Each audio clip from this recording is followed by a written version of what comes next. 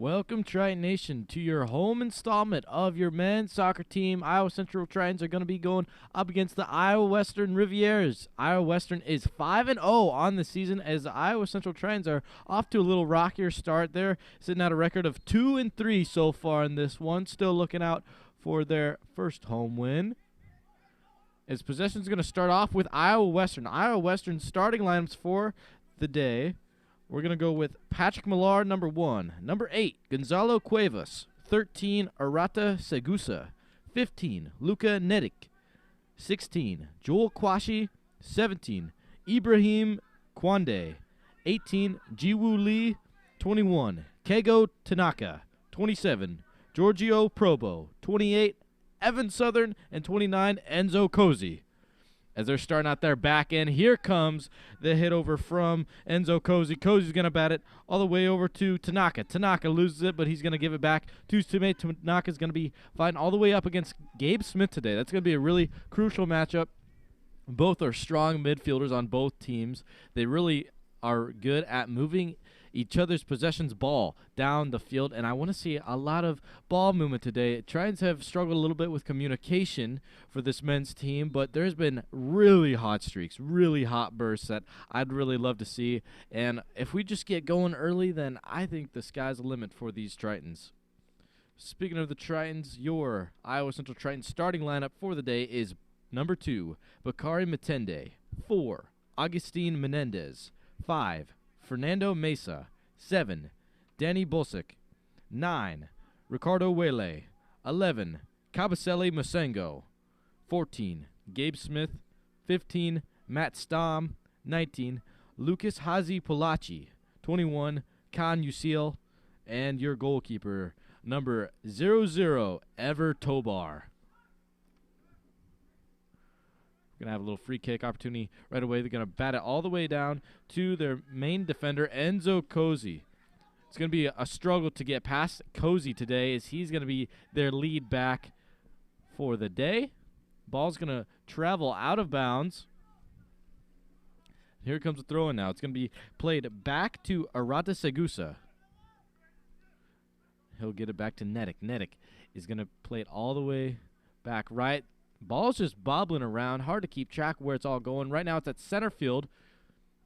Here comes the play back.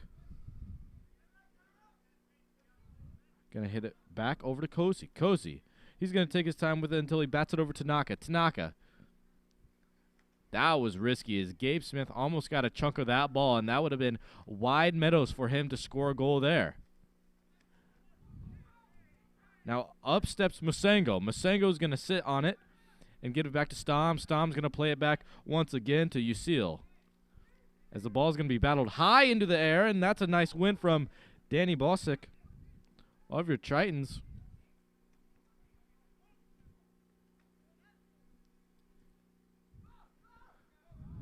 Oh. And just a second away was Kabasele Masengo from taking that ball all the way down to his opponent's goal post, but it got stolen away, and here comes Iowa Western. They are really good at milking this clock away. They're going to milk all day in this backfield if the Tritons don't step up and apply pressure, which the Tritons don't usually apply heavy pressure to their opposing team's D-backs, but let's see if the game plan changes up in this one. Gabe Smith now. He's going to step up there. Still nothing going from him from that standpoint. Patrick Millard is your goalkeeper for Iowa Western. He's going to be playing a big role today. He's a really tall-bodied guy, and it's going to take a little more than skill to get past Millard from a goalie standpoint. That ball is batted out of bounds. So here comes the throw-in.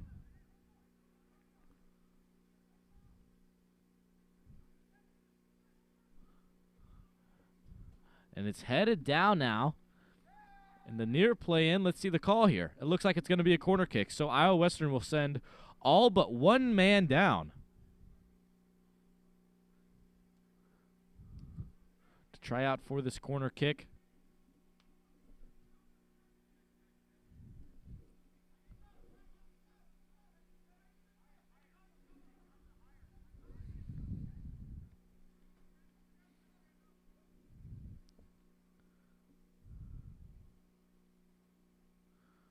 The lefty now. He's going to sail it in.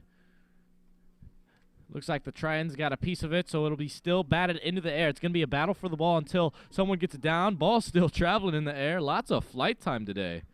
As it'll go out of bounds now. Here comes the throw-in from Gabe Smith. No, he will hand it off. Looks like he's going to give it to Palachi.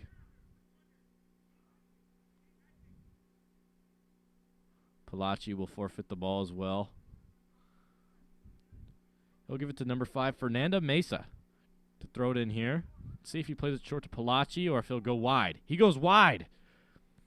Targeting Gabe Smith there, but it'll go out of bounds. That was Masengo's defender that headed that one out.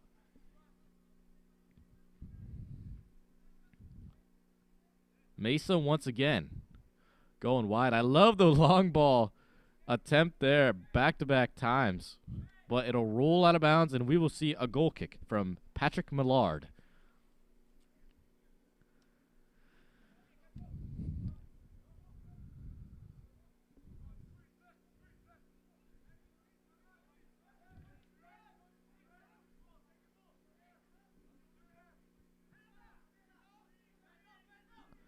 Here comes the boot over, and that's a nice header from Matt Stom. Stom's going to play it over to a Riviere defender who will get it back to them possession-wise. Kosi now is going to get it back to his team. That's a nice header from Palachi. Palachi sticks with the ball now. Palachi's going to have to dance. No, he'll lose it. That was Enzo Kosi that just batted it out that time.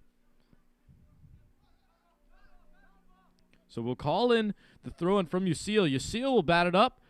It's rolling back now. We got a little bit of wind today. Here comes the shot off goal, though.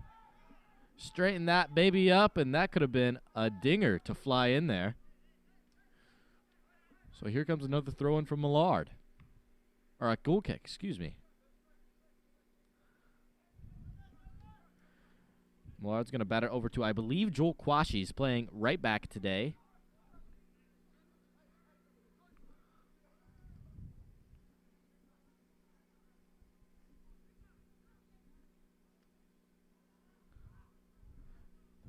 Going to throw it back into Tanaka, and it'll go out of bounds there. Let's see the call here. It'll be, it looks like it's going to be a free kick opportunity. Going to bat it all the way over to Tanaka. Tanaka is going to play with the ball and get it back to his teammate there.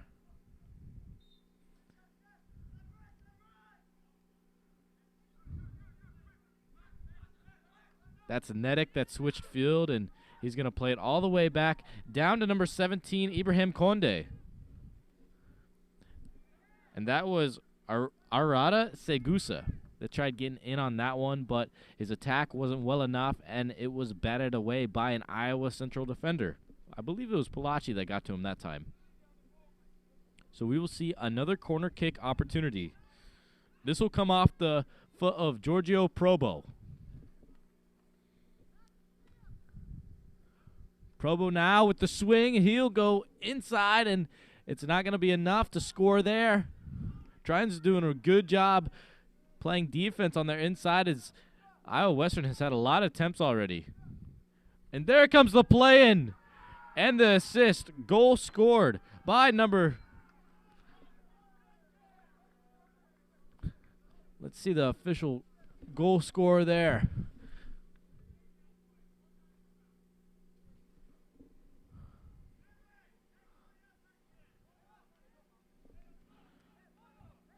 I believe it was Ibrahim Kondi, number 17 of the Iowa Western Reivers.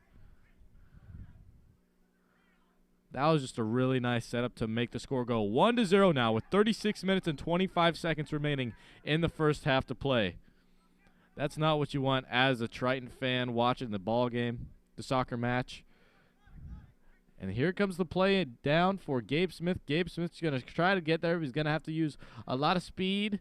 And not quick enough, though, so it'll go back to Reivers as they're going to be playing a little cat and mouse now with the Iowa Central forwards and mids.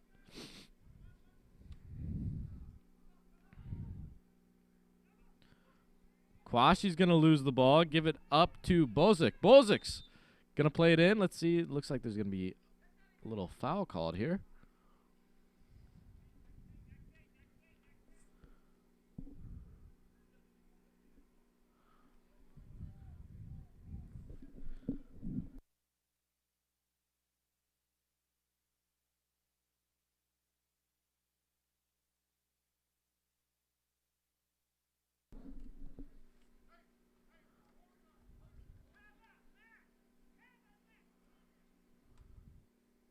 Let's see here. We will have a little free kick opportunity, not inside the goalie box. Won't be a penalty shot, but it'll come off the foot of Danny Bolsick.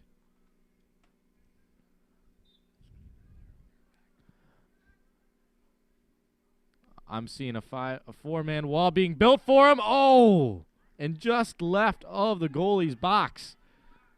Be just off target there. Millard's going to hit it down now. Here comes the big ball being sent over.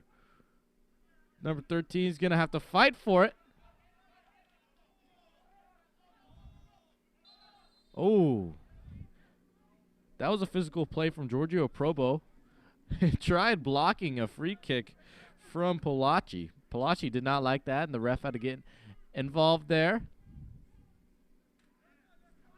So now we're going to see a free kick opportunity from Fernando Mesa.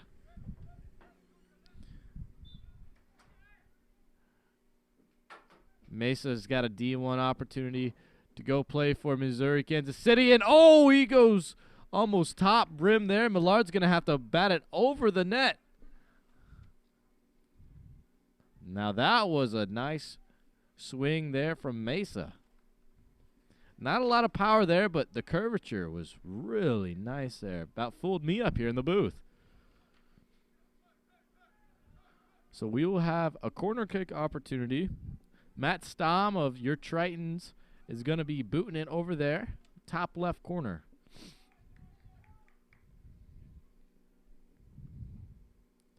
Here comes the kick in. It's going to be high. Going to have to get up there if you want it. Oh, Mesa tried to rise to the occasion, but he was just short of the ball. Maybe if he had another head on him, he would have batted that in there for a clean header, but it'll roll out of bounds as Kosi will go retrieve the ball for his goalkeeper.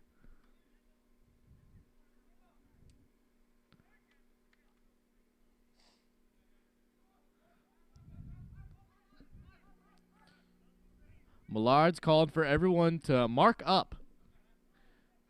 He doesn't want anything inside the goalie's box for a good opportunity. It's going to stay on the ground here. It's going to be played back out to Tanaka.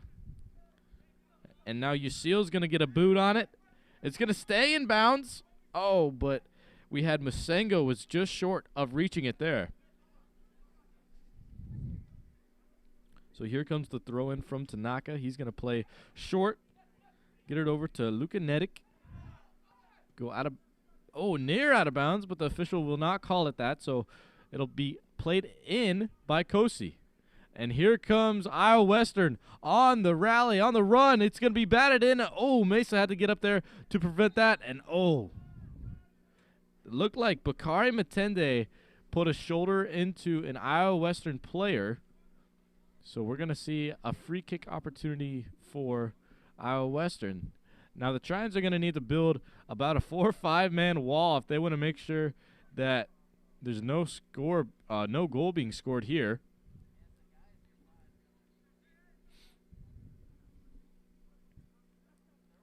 Back there to kick, it looks like it'll be either Tanaka or Kosi. Maybe a little fake switcheroo going on. Tritons will build a 5-man wall. Everyone will be manned up on one person, so that's good. But the Tritons are going to need to use everyone for this. And Kozi's going to take a shot at the goal. It's going to go just right, though. Let's see whatever Tobar, the goalie, calls for his team here for the goal kick. Tobar will just decide to play it short. I like that maneuver as these Reivers are playing full court press against our Tritons. And that was Luka Nedic. He just kicked his foot a little too high. Could have got into the face of Kabasele Masengo. Good call by the referee. If that wouldn't been called, then I believe there would have been some friction for the rest of the game because that was an obvious foul being presented there.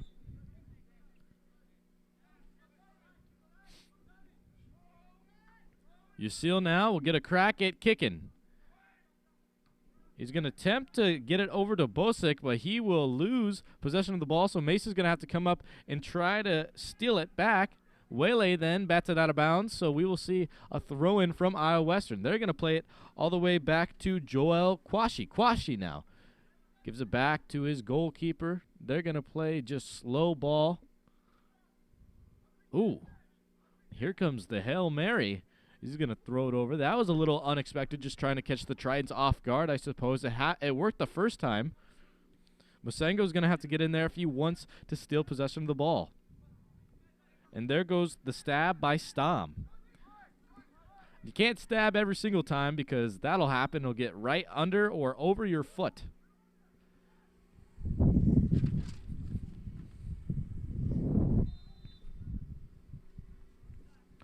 There's a foul being called right there on Mesa.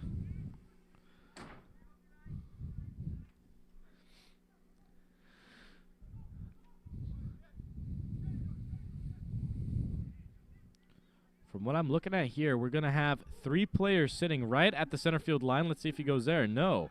He'll play it back, actually. Oh, and that was a great attempted steal there by that Reivers. And, oh, a slide tackle. And he's going to win possession back for the Reivers. That's Evan Southern. He's going to play it back in now. Oh, my goodness. Evan Southern tracked down that ball from Mesa. Got it back against Polachi, but then he lost it. Otherwise, it'll go out of bounds. So believe that'll be Gonzalo Cuevas throwing it in there for Iowa Western. And there comes the boot. And the send over going to go straight to the foot of an Iowa Western player. Masengo's going to have to really get up there if he wants to attempt to steal the ball. Kosi, he's playing it smart there. Playing that zone against Kosi. But, oh, there is an aggressive attack from Bosic.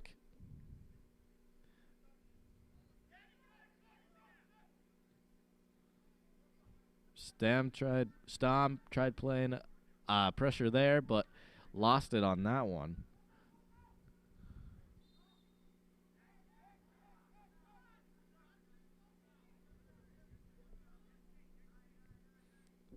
It looked like Wele was tripped up, so Tritons will now get a kick it away, and it'll go back to the feet of Matt Stam. Stam's going to play it back to Bosic. Bosic, he won't turn. He's going to play it all the way to Yussil. Yussil will turn as well, though. Get it over to Menendez. Menendez going to play it back to Ever Tobar. Tobar, double team pressure. And Evan Southern is there to steal the ball once again. Southern, the forward, is playing great defense for his possession. Oh, my goodness. Oh, my gosh. And that was Palachi there that was dancing all over Iowa Western's mids there. He about lost the ball there. And I love that aggressive play there by Mesa. He's going to slide into the goalie's box. That could have been a penalty shot. Super risky, but he got it good. He only put his foot to the ball, so penalty will not be called. Love the call there. Now we'll get it over to Augustine Menendez. Menendez over to Polachi. Polachi's going to sit on it. Take his time, as he should. Doesn't have any pressure on him so far.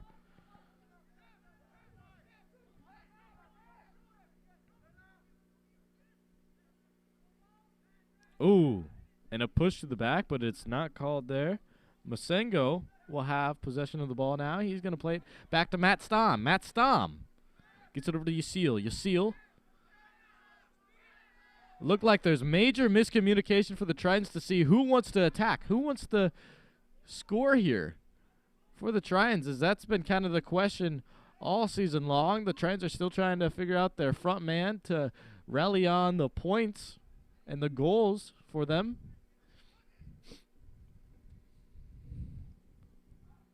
And that was just a big-time boot from Gonzalo Cuevas. A little too large, actually, because it will end up out of bounds.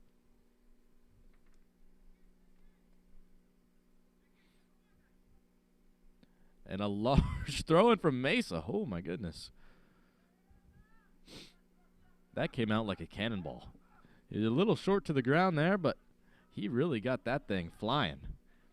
Back to the action here. We have Enzo Cozy's going to play it back to his defender, Nedick. Nedick's going to try to set up Southern. Southern's got the speed. He's in front of everyone for the Tritons, and Tobar luckily sat his butt down, because if not, he would have probably got megged there, as he played it right central of Tobar's feet for the shot on goal.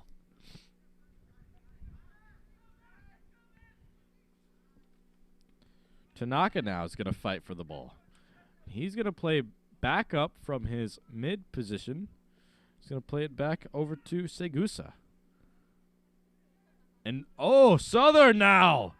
Evan Southern of Iowa Western goes right, kicks with his right, and scores on the left hash of the goal. So it'll go 2-0 now, 24-42. So Iowa Western is clicking everywhere. Their defense is just a little too communicative for the Tritons to stop anything going against them there. And, oh, my gosh, their offense is excellent. They have a lot of really quick guys. We saw it there from Evan Southern. Beat 2 defenders for the Tritons and scored there. Gabe Smith will start off with the ball, as he must play back. So he'll give it over to Palachi. Palachi now will get it over to Matende. Matende is going to sit on it.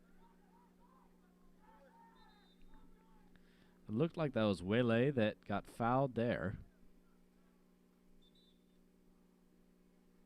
Let's see what the official calls. Going into this game, Mesa has been a really prime player for the Tritons. He's back there playing defender for our team, but he's gotten his head into some goal opportunities. We've also seen a lot of really good play from Masengo and Gabe Smith.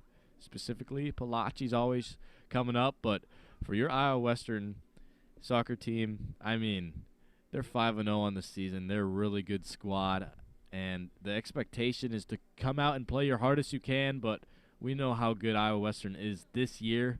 It is kind of their year to go out and try it, and Iowa Central's just going to have a hard time showing a fight here at Harlan Sports Complex. 23 minutes and 30 seconds to go now. Here comes a throw-in from Bosick. Plays it back to Cozy. Enzo now is going to get it over to Gonzalo Cuevas. Cuevas going to dance around Stam. You don't see that often. Ooh. There's a stab opportunity from Inkiliko. We had a substitution. Murdy Inkiliko will be in. He's just who lost the ball there for this team. Anderson Velasquez is also in. He's going to be going up against Matt Stam in this one. And Bozic will lose possession of the ball, and it looked like he stubbed his foot there. Cuevas now waiting. Looks like we will have yet another substitution come in. We'll have Joel Kwashi coming out and number 4, Tomle Donik, come in.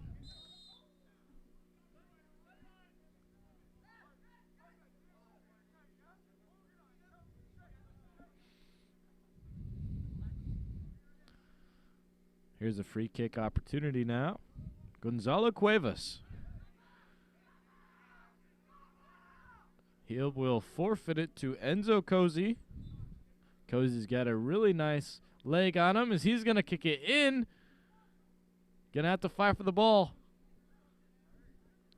Trying to get it done there. Bernardo Prego is also in there. He just kicked the ball back to teammate Danny Bosic. Bosic now is going to get it back over to Tomle Donig, the most recent substitution.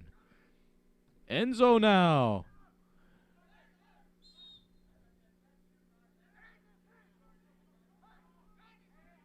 I'm not entirely for sure what the call was there. Possibly either hands to the face. I don't believe it could have been offsides, as we had Augustine Menendez playing back there, the sweeper role for the Tritons. So I think it was just a personal foul. Mason now going to throw it back over to Tomle. Nice step up from Danny Bosick. He'll lose it, though. Tomle now.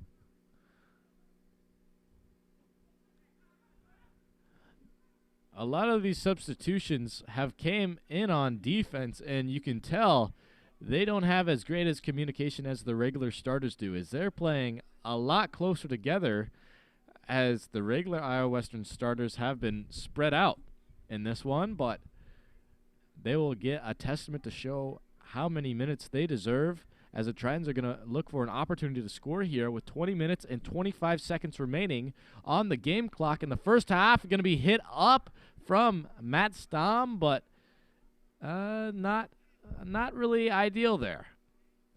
Didn't really have a direction besides north to south, and you want a little curvature. You want something that's going to throw the goalkeeper off there, and he just had to pop up there and grab it like a rebound. Tomle now. He's going to boot it down, and he will not get it to the man he targeted, and the Tritons will just boot it back out of bounds. Here comes the throw-in now.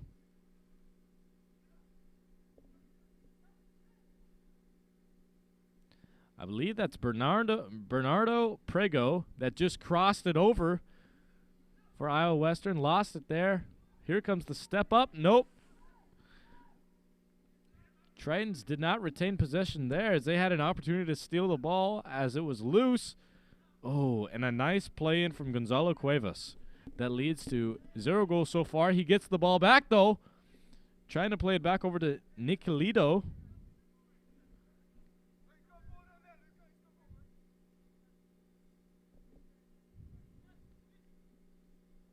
Gonzalo Cuevas now. Going to get it over to Anderson Velasquez. Velasquez crossing it over. Great defensive stand by Augustine Menendez.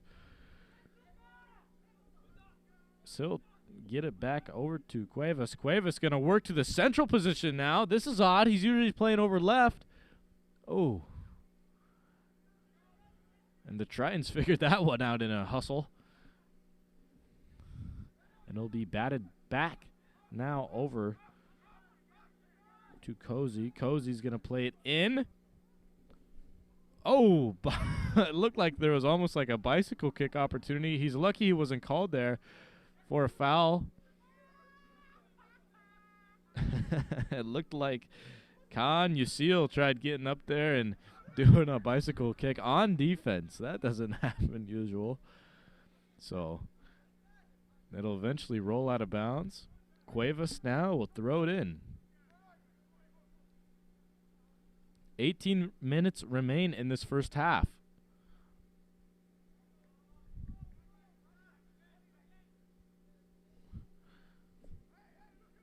It looked like Yasiel batted it back out of bounds. He does a good job at sending the ball away when it's in attacking position. Mesa's just short for that one once again. Oh.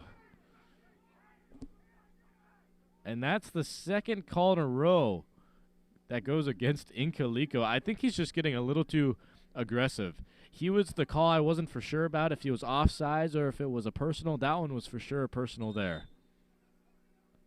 Hand to the back there as well from Tomle Donik. I mean, his teammate just got called for that. Iowa Western not doing well on calls today, as they've given up about 8 free kicks in this one so far.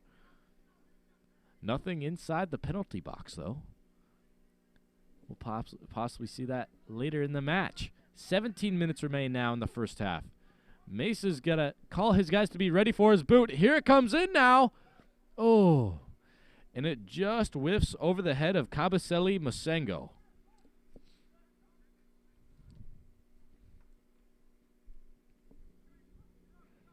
Patrick Millard now. Let's see what he'll do with it. He's going to take his time. Play it over to Cuevas. Masengo had a nice step up, but he could not get there in time. Cuevas now going to play it over. Usil is there. Oh! Elbow to the face by Matt Stam. The fans here in attendance at Harlan Rogers did not like that one.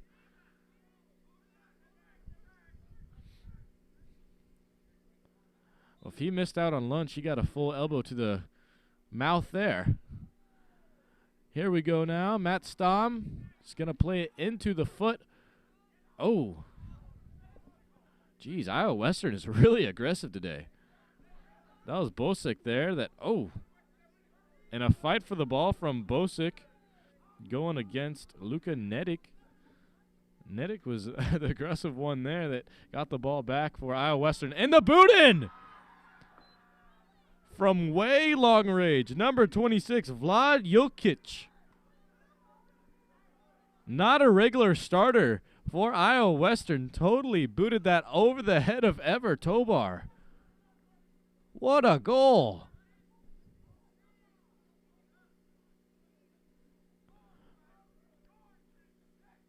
Three to 0 now will be your score with 15 minutes and 38 seconds remaining. Wow.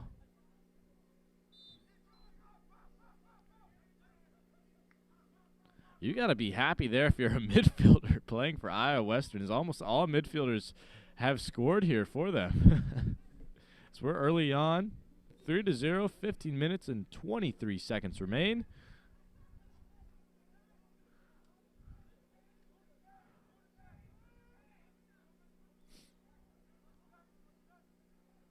Palachi now. Get it back to Mesa. Mesa is going to have to think fast here. Gets it over to Matende. Matende plays it back to Palachi. Palachi is going to find number 9, Wele. Wele now will cough it up, and it'll go out of bounds. So here comes the throw-in.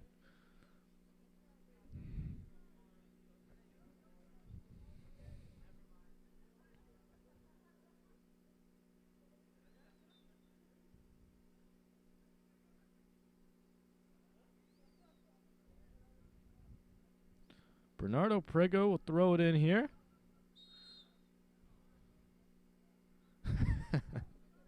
And it looked like Vlad Jokic got a little stampeded on there. So it'll be a foul against Iowa Central, and Reivers will get the ball back. And the ball will go back to Enzo Cozy, playing it over to Cuevas. Cuevas plays it back to Enzo. Enzo goes cross field to 24, Anderson Velasquez. And there's Nikolico. Triple team, and oh!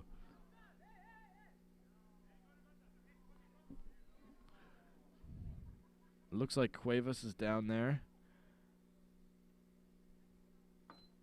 Possibly his knee there. I think he just ran straight into 3 defenders for Iowa Central Tritons. Nothing was personal there. He does get up to his own power. I think he just rattled himself up a little bit, but he looks okay.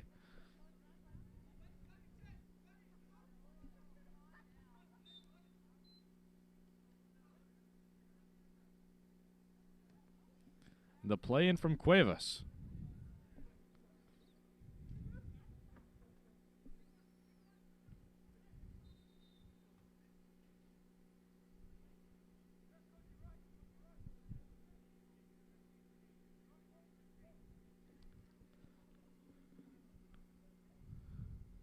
And here we go now. That's number 11, Ivan Collado. Collado now is in the penalty box. He's going to shoot. Oh, his first shot attempt will go just left of the goal. He tried calling for a penalty box opportunity. Is he going to get it? Let's see the call here.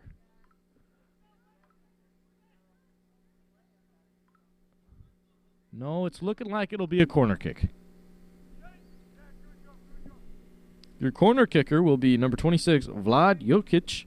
We saw him score that super long goal, so we know he can boot it real high and away. Let's see what he'll choose here.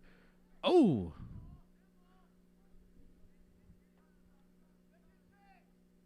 Jokic will boot it into the forearm of Palaci. He'll get another attempt.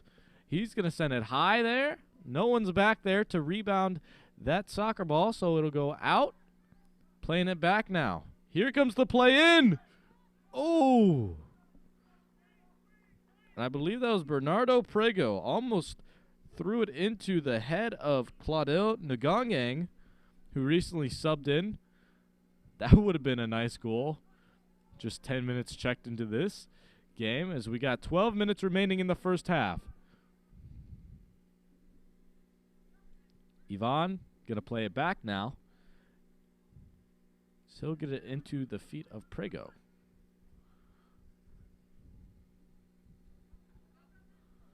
Here's Cuevas now. He's going to roll on the line. Ball still in play here.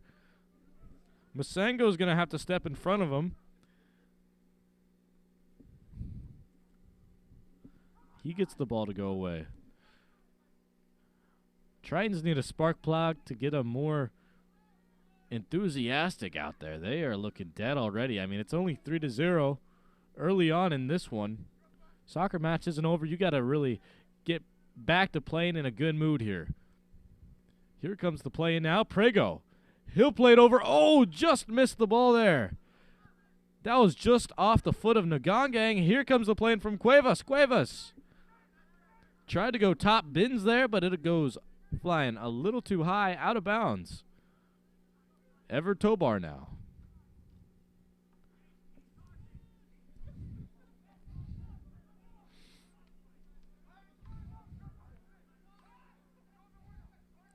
That's right. These Iowa Central defenders are going to have to listen to their goalie, Ever Tobar. He's the one back there with the ability to use his hands. I mean, you want to have trust in your goalie.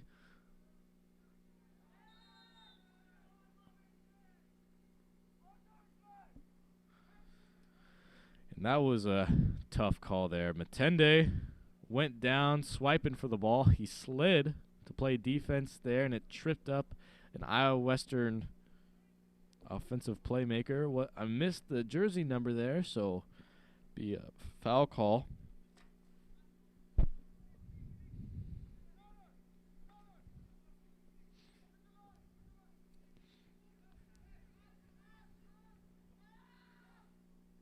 Here it comes, batted in now.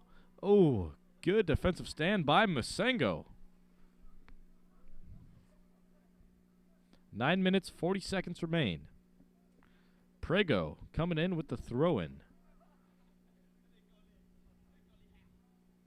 He gets it done. Bosick now is going to have to go against him. It'll remain with the Tritons.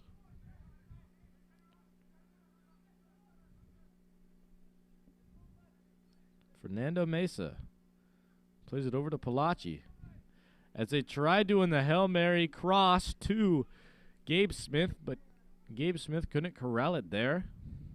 So here comes Iowa Western along the other way. Ball still in play here.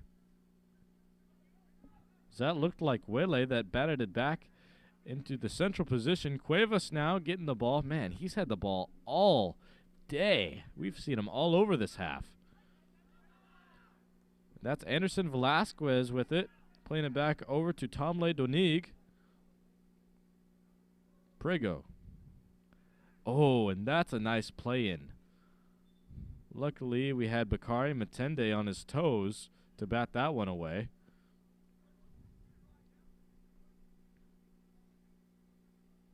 Prego going to get it over to Anderson Velasquez. Prego waiting. He'll sit on it. He'll play it in now. Ever Tobar is going to have to use his speed against Murdy Inkiliko. Otherwise, that would have been way gone and into the net. 8 minutes, 5 seconds remain here at Harlan Rogers Sports Complex in the first half to go. This game's going by fast. We've seen 3 goals already in this one. Ooh. That wasn't the prettiest of balls, but Cuevas luckily saved it there. So play it back to Enzo Cosi, another name I've called a lot in the booth. Prego now. Gets it back over to Jokic. Here it goes now. Cuevas now. He's going to play it in. Here's the header opportunity. And that was the number 19, Claudel Nogongeng. As it will roll to the left of the nets and go out of bounds. So another goal kick opportunity by Tobar is coming on. Pressure is going to be applied by Ivan Callado. I guess he'll play back now. Originally, he set some pressure high.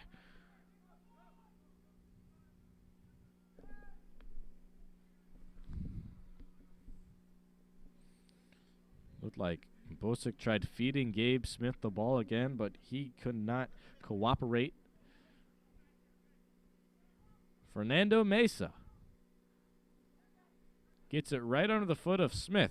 And here comes the goal opportunity. Gabe Smith with the ball. Gonna play it back to 15? No. Matt Stom and Kabasele Masengo came out of nowhere, pickpocketed an Iowa Western defender. Masengo had a shot on goal, but it was just great anticipation by Patrick Millard as he blocked 2 shots on goal. As he'll get the ball back here. He plays it over to Donig. Donig now. Plays it back to his goalkeeper once again. Here comes the pressure. Cozy going against Matt Stom. Matt Stom! Oh, Matt! Matt Stom had the opportunity to take a shot on goal, but decided to play it back to Masengo, where he missed his mark. Oh. I mean, sharing is caring, but when it comes to losing a goal for your Tritons, it was not worth it there, and we will have a Triton player down here now. I believe that's Lucas Hazipolachi. He's down, looked like he had some contact to his ankle.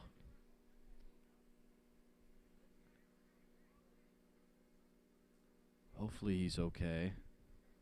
It looked like he just hit it hard running into a player. Well, I'll tell you what, they're going to take a break on the field, and we will take a break up here in the booth.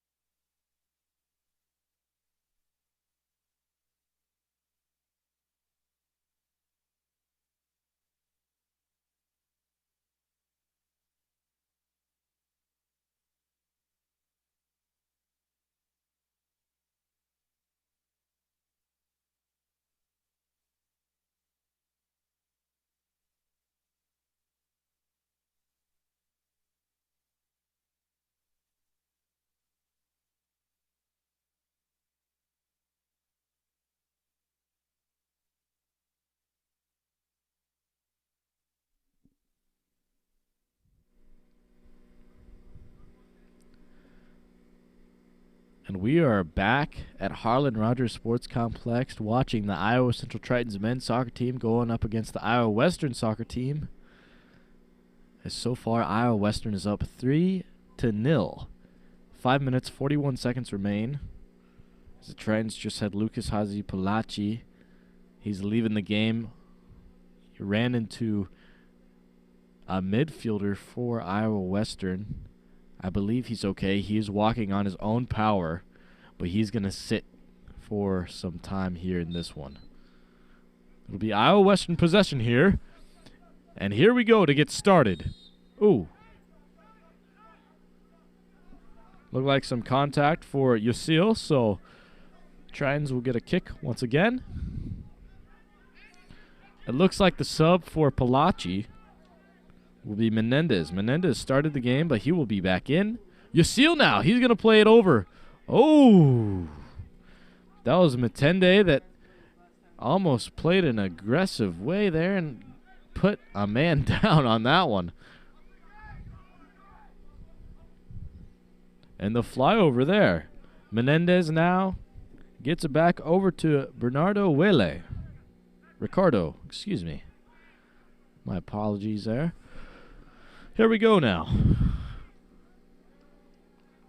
One say that I will say has been really entertaining all game is the physical play each team has brought. Every single time the ball has been batted in the air, just like that one, we've seen a good fight for the ball. Ooh!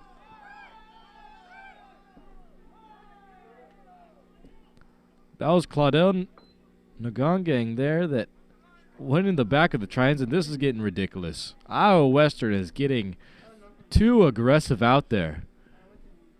They've had almost double-digit personal fouls called against them already in this one, as now we will have Danny Bosick down.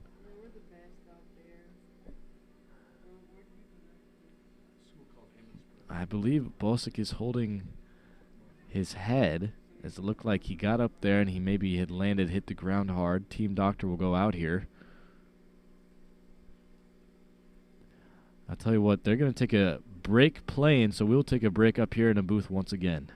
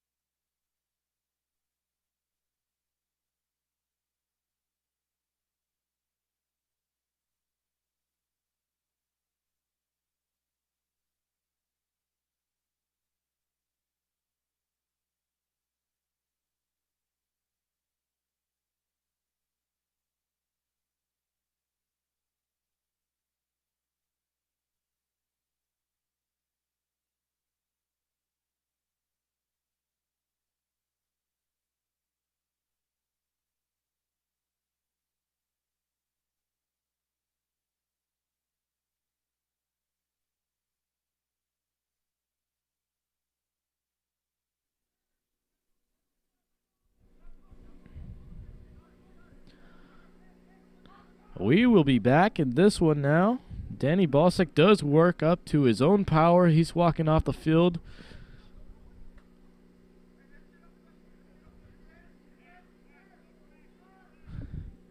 And while Bosick will work to the bench, we will also have Palachi return.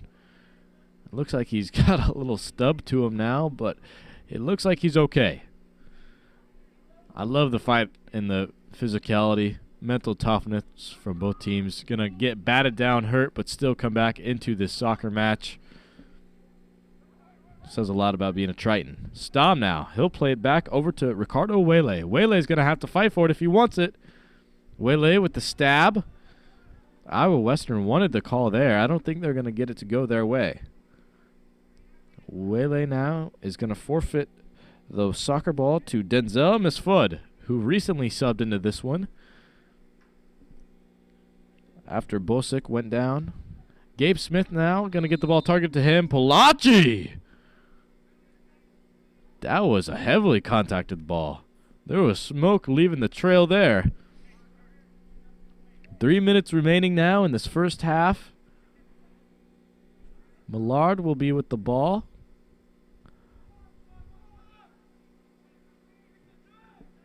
Big boot now. He's going to target Inkaliko, but it'll go out of bounds. So here comes the throw-in from Fernando Meza.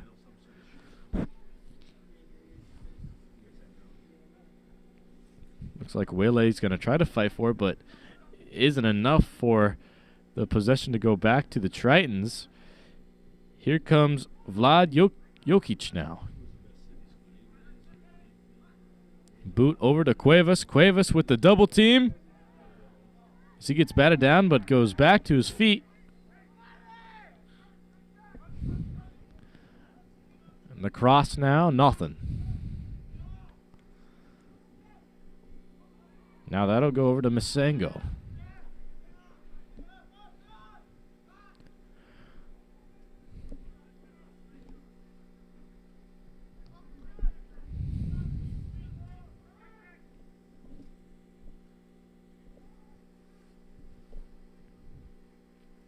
The ball now batted around. Right now, Bernardo Prego is going to send it over. Nice defense from Meza. It's going to be played back over to Anderson Velasquez, who plays it over to Cuervas. Cuervas crosses it in. Oh! The header was attempted there by Murdy Inkilico, but it goes out of... No, not out of bounds. It'll stay in play. For a moment, it looked like it went out of bounds, but I guess it was saved last second there. Jokic now. Going to fight for the ball. Gabe Smith now trying to feed Masengo. Can't get it there in time. We're going to need someone to step on Cuervas, as he has been dancing all over the soccer field. He's going to have possession remaining to him. He gets down in the box, plays it over to an offender for the Reivers. I believe that was Callado, but he will lose it. And it'll be sailed out of bounds.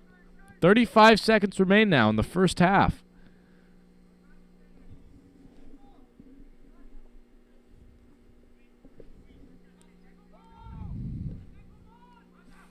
Menendez now is going to kick it over.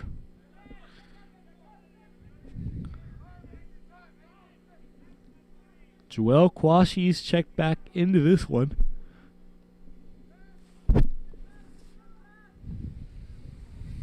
Six seconds remaining now. 5, 4. The last second throw-in will not be attempted. So your score headed into the second half will be Iowa Western is on top 3-0 against Iowa Central. Iowa Central came into this one with not a lot of great communication, and they just look lost against defending the Reivers. The Reivers look really, really good from all spectrums of the soccer field, and they're just fast. They're really, really fast. I feel like they're playing a little too aggressive. I think that's going to come back to bite them in the second half. We will have a little short 15-minute break, but I'm excited to see what the Tritons will bring back out there for the second half.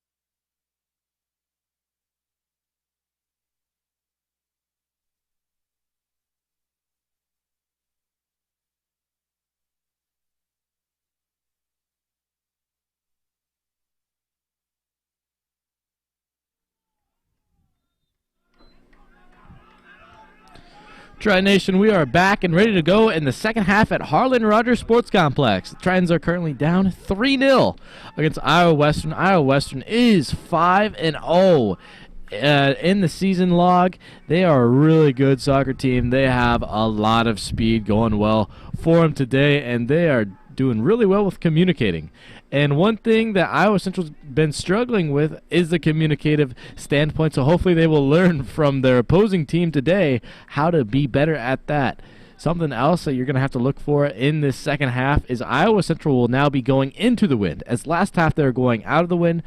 The trees doesn't look like they're blowing that hard, but trust me, once you're out there, they are blowing hard. Here we go now. Corner kick opportunity for Iowa Western as it almost gets batted in by number 4, Tomle Donig, but it'll go up and over the crossbar. I believe it was also headed away, so we will have another corner kick opportunity to watch for Iowa Western. It looks like they're going to hand it to Enzo Cozy for the attempt here.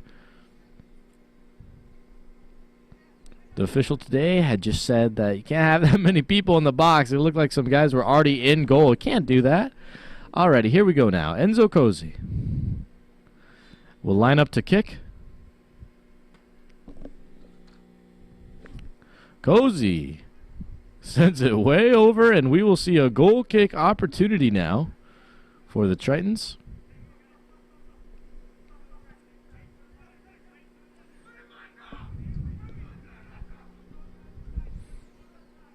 Now, I don't have him on my sheet, but we have a substitution at goalkeeper. First name, Brian. So, we're going to roll with that. Brian's going to start this season stuck in quarantine, I believe. That's why we don't got him on the sheet today. He's going to bat it over to number 23 for the Tritons, Denzel Misfud. Physical play. It looked like it got him in the nose there. Here comes the throw-in opportunity now for Meza. Fernando Meza sends it over to Palachi. Palachi back to Meza. Meza almost found Matende. Was not quick enough on that one. Palachi now going to send it down to Gabe Smith. Gabe Smith going to have to dance with the ball, but he'll cough it up over to number 2, Bernardo Prego. And here comes the central position from Esuega. Nothing there, though. Oh, bodies hit the floor there. As we're going to stick to the same physical play we saw in the first half. Ball will go out of bounds. It'll be Iowa Western possession.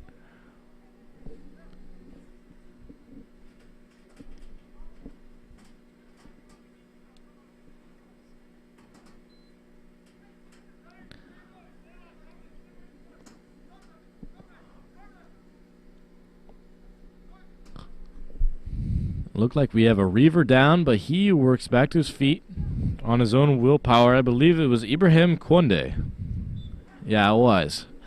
Looks like he'll be okay, though. Just got a little stub going on. He'll run it off. Throw in will go from Prego down to Segusa, excuse me.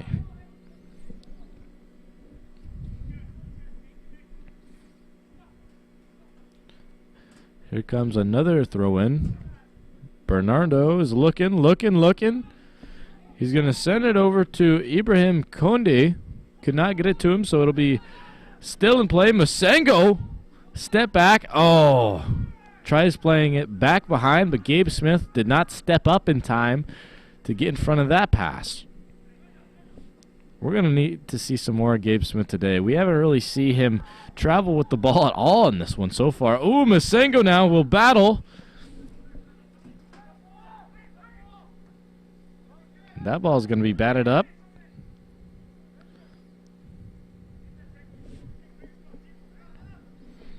Here we go now. Prego.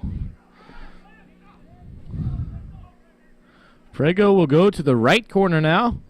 Gonna have to go against Mesa. That's not a even matchup. Mesa's a stud, but he gets the cross to go. Oh, almost lost there, but ball will still be in play. Giorgio Probo will be back there, getting the ball back, and he'll send it over to Tanaka. Tanaka, ball eventually ends up in the feet of Luka Nidik. Nedick. Send it over to Tanaka. Tanaka. Oh. If he was a little lighter on his feet, I think he could have got that soccer ball, but it'll go out of bounds. Here comes the throw-in now for the Tritons. Number 21, Yasiel. Yasiel will go over to Agustin Menendez. He'll kick it straight out of bounds over towards the bench of Iowa Western. I wonder if there was a motive behind there. No, probably not. We'll keep in play, though. Here we go now. Mesa with the high kick there to save the ball from going into attacking position. Ball's battered around, gets into the feet of Cozy. Cozy takes his time and takes his time some more, and then he will send it all the way over to Conde. Conde. Have to give it back to Tanaka. Tanaka. Tanaka trying to do everything himself, as that plan did not work out as well as he thought it would, and it will go out of bounds there. Tonik now. Donik will give it up. Here comes Gabaselli Masengo. Masengo is going to play it over to Wele. Oh, Wele couldn't save it there. Iowa Central head coach Mike Brown just yelled there, "Come on." Excuse me, I believe that was Pablo Rodriguez, actually. Alrighty, here we go now. The crossover now. Number 13 had a good shot on ball. Arata Segusa couldn't capitalize there. Mesa now. We'll get it over to Wele. Wele. He'll have to play it back behind. Sending it over to Misfood. Misfood. Masengo didn't want to really track the ball down there, so it was Gabe Smith's job, and he did not get there in time. So it'll go back to Iowa Western, but more specifically, it'll go back to Enzo Cozy. Cozy now. Send it over to Tanaka. Tanaka. Ooh. Looked like he was playing Dance Dance Revolution to try to get around Yasiel there. Tanaka now will go out of bounds here. Here comes the crossover. Nothing there so far. And Polacci is going to have to fight for it. Oh. Matt Stom stuck in his foot there.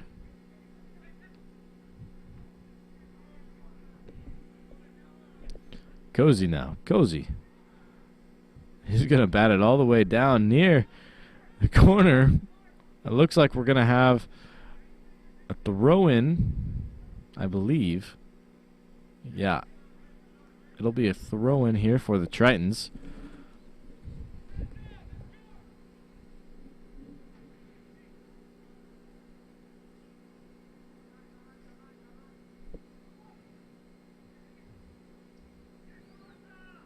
There's the throw-in now. Mesa tries stepping in front, but a shot on goal opportunity there for the Reivers. It looked like that was Evan Southern once again. He did score in the first half. He nearly scored again there. Here's the throw-in now from Bernardo Prego. He'll just play it short to Jiwoo Lee. Prego playing it back to Lee. Lee. Try to send it over to Nedick. Nedick back to Lee. Stuck in this rut of staying over here in this right quarter, playing between sweeper, mid, and forward. So they're just going to try to switch fields here. Playing it back to Enzo Cozy. And here comes Tanaka. The setup, no. But he'll hand it off. Let's see if he crosses it here. Oh, Mesa. Good thing he put his foot in there and stop the play from happening. We'll see a corner kick now.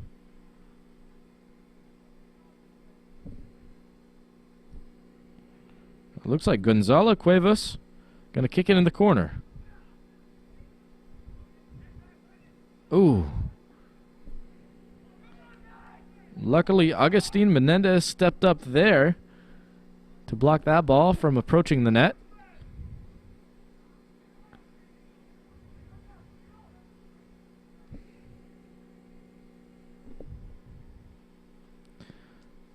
And another cross in the air. Musengo uses his head to get it out of there. Still stuck in the goalie's box. Bicycle kick. Oh, my gosh. Matende showing off his uber athleticism, but couldn't do much because it'll go back to being a corner kick.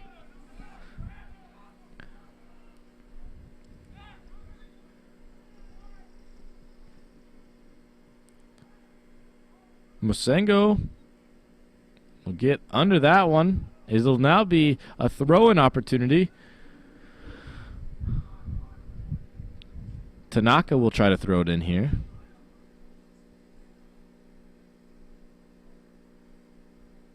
Tanaka with the ball. Play it over to Nidik. Lee now. Oh, tries getting through the legs of Misfood, but couldn't do it there. Musengo. Not enough. And here comes Ibrahim Konde. Konde! And that ball went sailing over.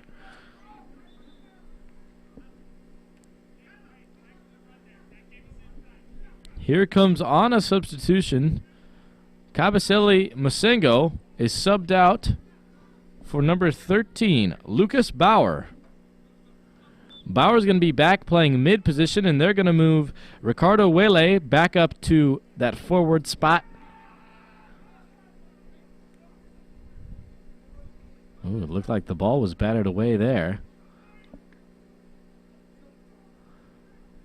And here's the throw-in opportunity for Bakari Matende, who will forfeit it back to number 4, Agustin Menendez.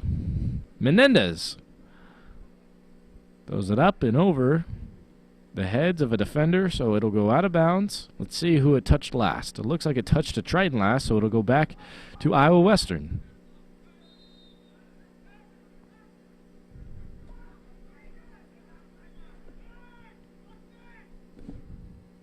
Ooh, in the setup here. Palachi, he's going coast to coast.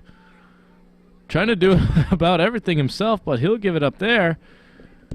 And here comes the setup for Southern. Southern's going to attack the goal.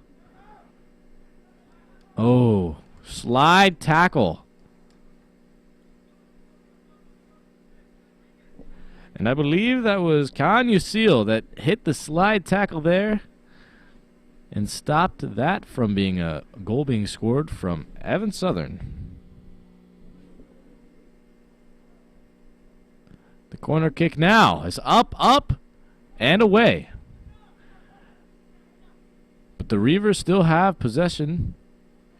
They'll work with it. They're trying to find a guy open here. Setting up Nedick. Down to 2-0 there. Brian gets up. And it'll go out of bounds, so we will see another corner kick opportunity from Giorgio Probo. Probo waits the cross as he will get it over. And nearly sinks it in the back of the net himself, but it'll roll out of bounds, and we will see a goal kick opportunity from Brian.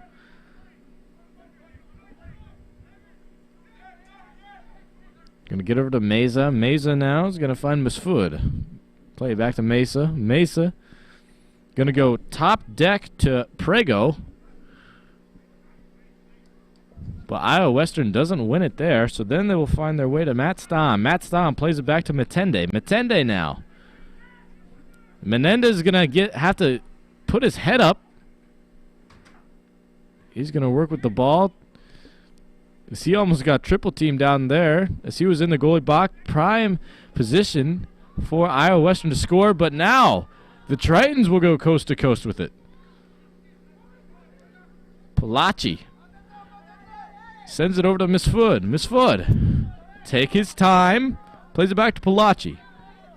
Palachi with his left. Over the head of Gabe Smith. Back to Matt Stamm. Matt Stamm. Oh.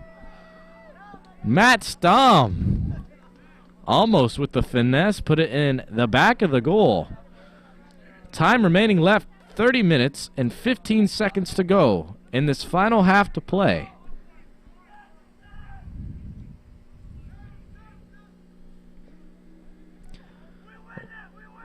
This is the first of Patrick Millard we'll see in this half. Millard, holy smokes. High fly ball. Here we go now with Yasiel. He'll do his best to bat it out of bounds, and he does just that. So we will see a throw-in opportunity from Iowa Western. They elect to have Tanaka throw it in.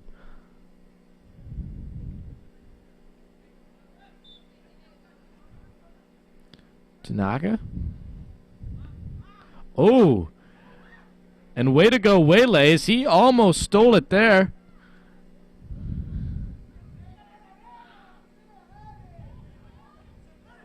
Waylay now. Continue to work with it. Waylay have to step on it.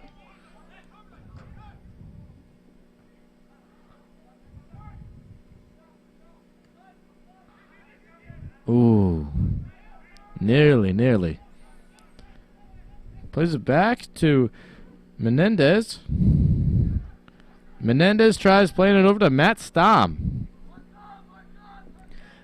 Iowa Western's head coach Mike Brown was fired up after that call. Looked like it could have been Iowa Central possession, but they made the correct call. Looked like it went off a Central defender. Iowa Western ball now. They're going to play it back to Tomle Donig. Donig now going to give it up. Oh, Gabe Smith just isn't quick enough to get there. And that says a lot because Gabe Smith is very fast. 28 minutes, 22 seconds remaining. Oh, Tanaka doesn't like that call.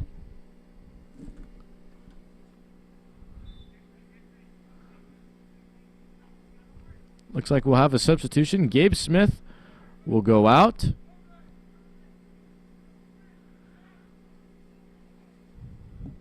Looks like we're just going to have... It looks like Nathan Granger will come in for the Tritons. Yes, indeed. Here comes Iowa Western. Someone's going to have to step up. Menendez chooses to do so. Good call there. Bakari Matende now trying to play it over to Stamm. Newly subbed in Granger. Oh. And Granger is shoved to the ground there.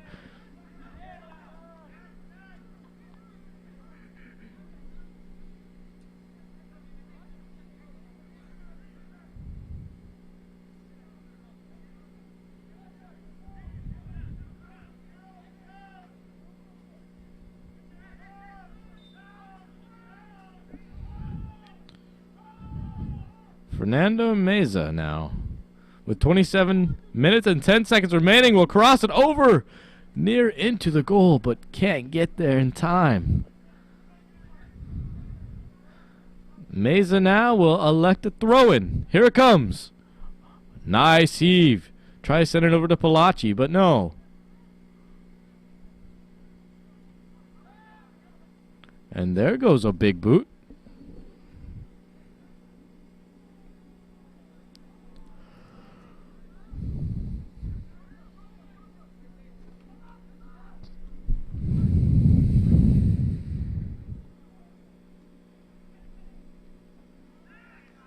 Yasiel now loses track of the guy he's supposed to cover, but he gets back on Tanaka. Tanaka crosses it in. He went for goal there. Brian was there to save it.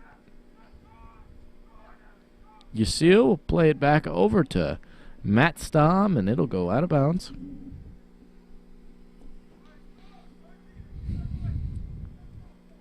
"26 minutes remaining to go in the second half.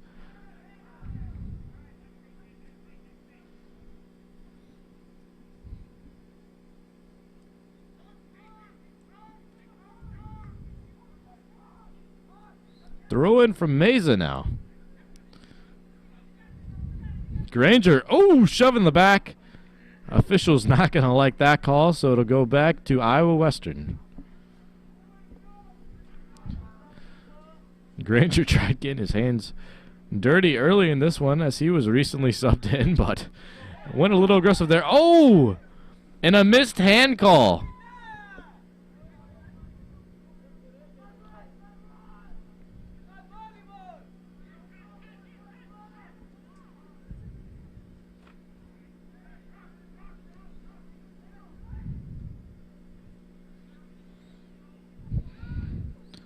The fly-in from Probo.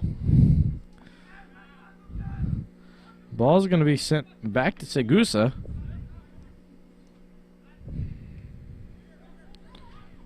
Oh, Prego levels Palachi.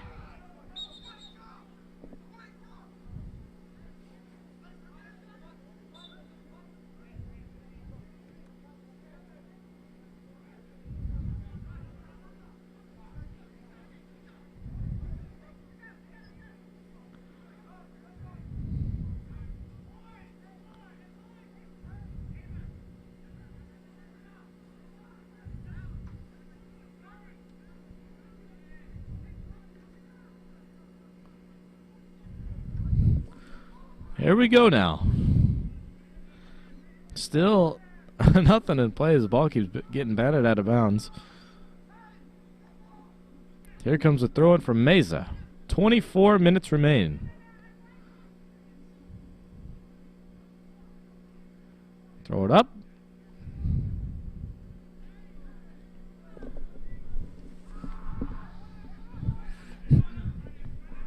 Uh-oh. And an opportunity for Southern. Oh, way to put your foot in there, Brian. Oh, Southern is fouled to the ground by Yacine. Evan Southern is just so quick. It's so hard to go from one end where the Tritons are attacking to the next end. A Hail Mary bomb straight to Southern, and he's in attacking position. And now he's in position to score here, as he'll have a free kick opportunity if they choose him to kick it anyway.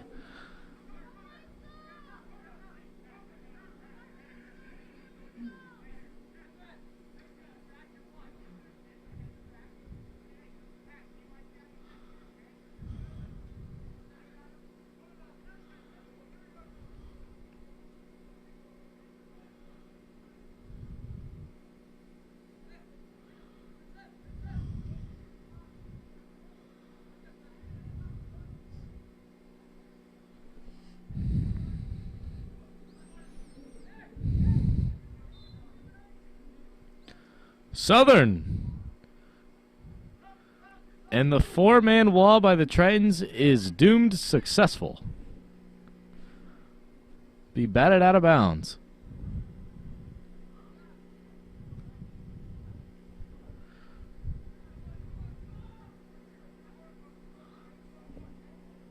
.23 minutes and 7 seconds remain now.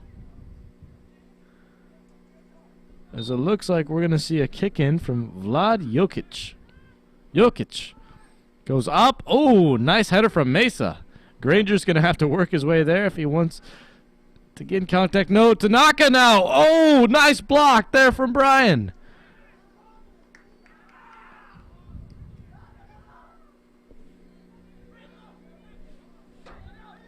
Aggressive play against Wele. Iowa Western nearly gets the ball back. As Inkiliko will go to the ground. The ball stays in play here. Menendez. Big booted shot. Pelosi tries playing it to Granger, but can't get there. And it'll go out of bounds, so here comes a throw-in opportunity. Menendez will give it over to Meza. 22 minutes remaining now. Matt Stam tries playing it down to Wele, and it goes out of bounds. Wele will give it back to Stam, who gives it back to Meza. Meza now tries to set it up for Palachi. Palachi's going to go to the central position of the field. No, he will lose the ball there. And a stab from Yacine as he can't get it to go. Now we're not in trouble. 3-on-5 opportunity. Tanaka now is going to play it all the way over to number 8, Gonzalo Cuevas. Cuevas, he'll attack. He'll try to cross it over. And it's blocked out of bounds by the Tritons midfielder Lucas Bauer.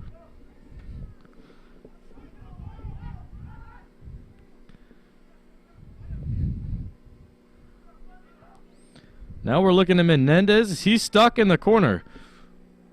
Going against number 9, Ingelico, who's been aggressive all day. He's had a little few shoves and pushes that he's been called against there, but that time that ball just simply went out of bounds.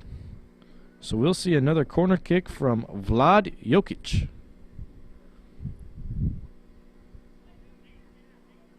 Jokic goes up, had a roller there. Meza now trying to go out to the right side. Tritons might have to switch the field here if they want to get stuck out of that rut from keep going corner kick to goal kick to corner and back and forth. Here we go now. Here's a goal kick opportunity. 20 minutes, 10 seconds remain. Brian with the big boot out of bounds. Can't cross center field line, which he could have there, but the Tritons are going against the wind.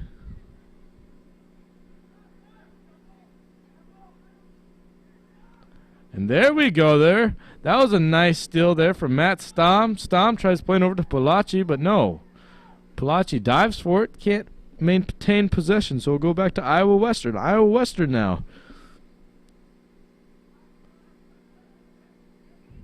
We'll cough it up. Ooh.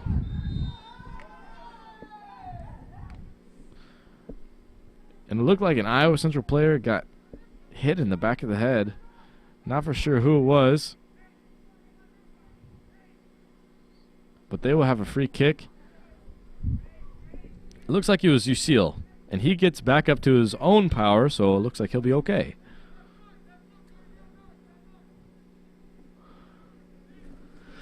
Big boot now. 19 minutes remaining on the clock.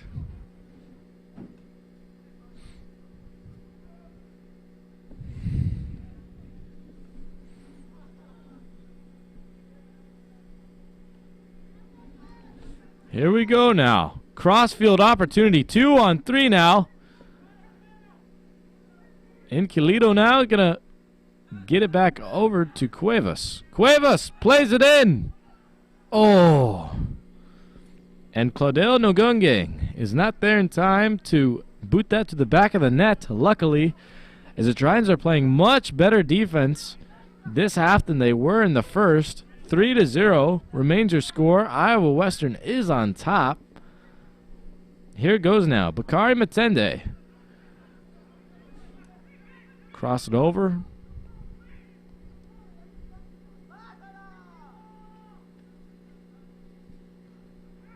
And it'll go out of bounds.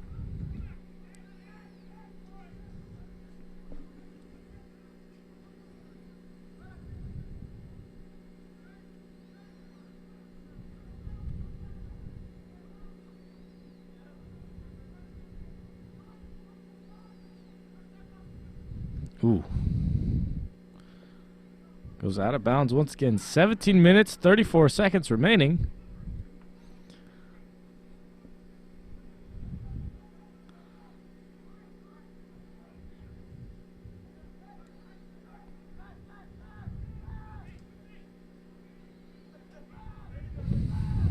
Ball gets placed down to Tomle Donig. And then back to Cuevas. No, not Cuevas. That was actually Enzo Cozy. My apologies there. 17 minutes remain now.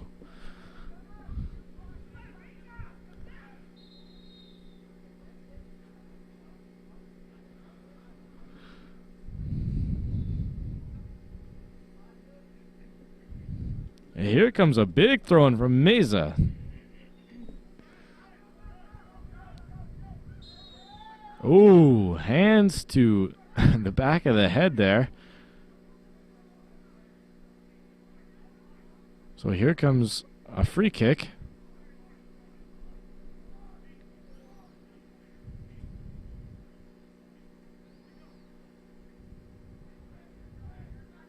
Tanaka is back there.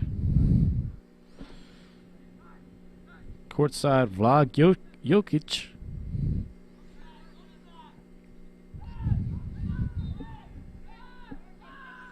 Jokic will actually go up, and they will have Enzo Cozy come back there. Tanaka will boot it. Boot from Tanaka is in the goalie's box. No. Cuervas now? No. He's going to step into it, try to get it back. No. Palachi. He's going to lose possession of the ball. As it goes back to Anderson Velasquez, who's going to play it all the way back to Cozy. Cozy playing it into Cuervas. Cuervas. Not enough for Lucas Bauer to get around. 15 minutes, 25 seconds remain here at Harlan Rogers. Domig.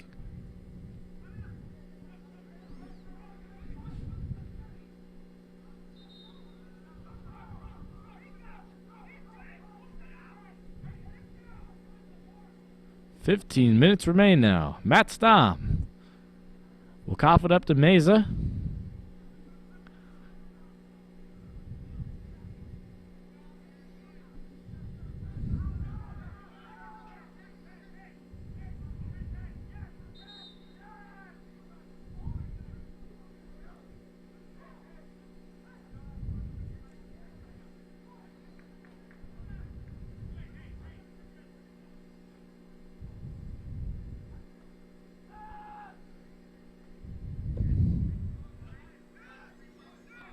Now here comes the boot over. They'll get into the feet of Misfoot. He tries finding someone on offense, a part of the Tritons, but fails to do so. Bauer now is going to have to step up.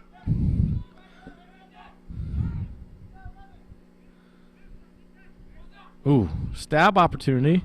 Double team there. And we will have a Triton down.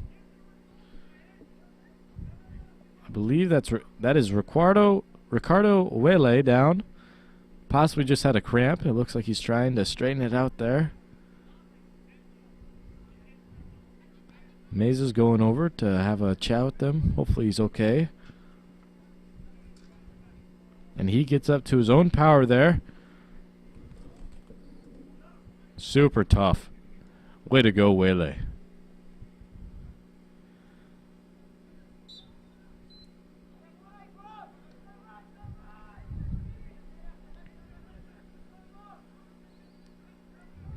Ooh. Nice steal there from Matende. And the size difference between Matende and Vlad Jokic is very apparent there, but Matende about stole it from him, despite the much less long legs.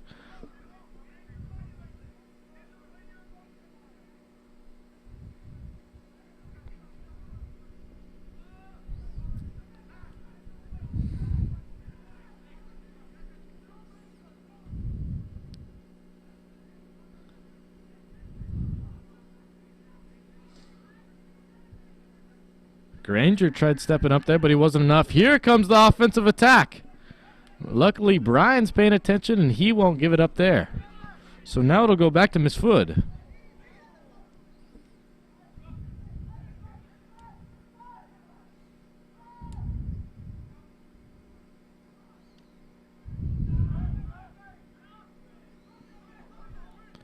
Comes a step up there. Tries finding his way to Wele. Wele, who recently was down, is back into this soccer match, looking really good.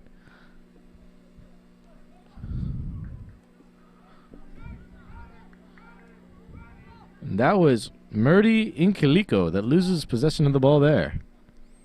Mesa now. Look over to Palachi. Plays it back to Mesa.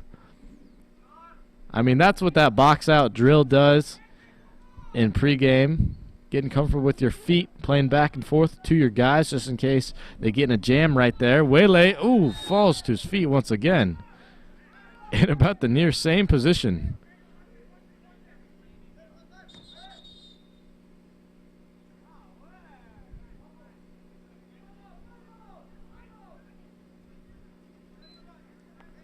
Looks like Wele's down again, as he must have re-injured himself than what he did just a moment before.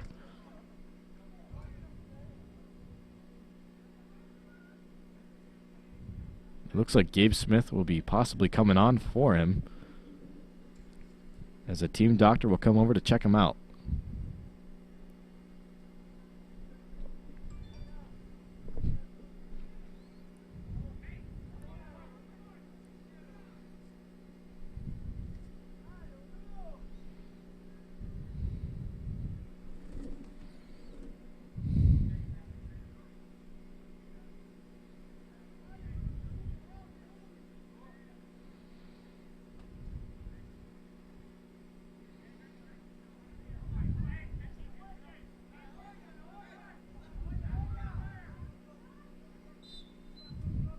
Meza now going to play it short over to Palachi. Palachi now going to get his way down to Yasiel. Yasiel with the pressure. He's going to have to dump it off.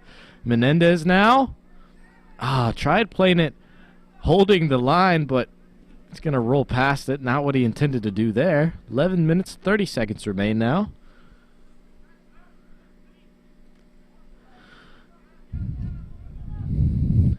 Goes to the feet of Menendez. Menendez trying to play it over to Lucas Bauer. Bauer can't hold it, so it's going to be played down. Oh, good thing Brian was paying attention and got there in time, because Ivan Callado almost got there to score. And a big cross in for Lucas Bauer. He tried getting there, but could not in time. Lucas Bauer now with the throw-in. He'll give it into Palachi. Palachi will sit on it. Ooh.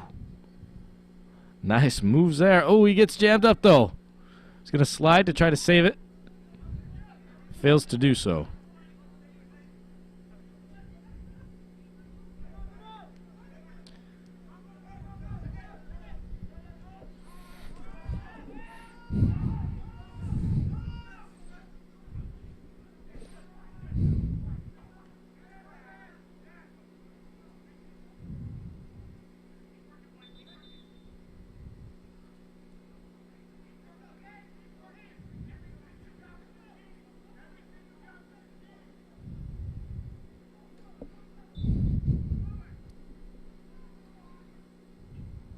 Here we go now. So play it over and in to Matende.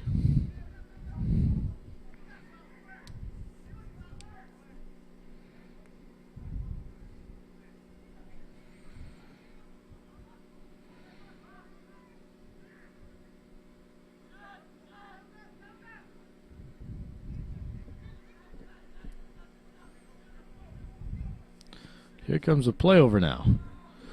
Anderson trying to play it over. Boots off the foot of Menendez. Triton defender. It looked like he stubbed his toe there. 9 minutes, 20 seconds remaining. Palachi now tries getting into Granger. Granger will lose it.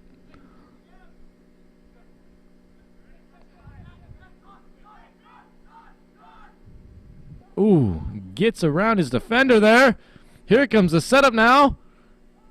And we will have a goal scored. His second score of the day for number 26, Vlad Jokic.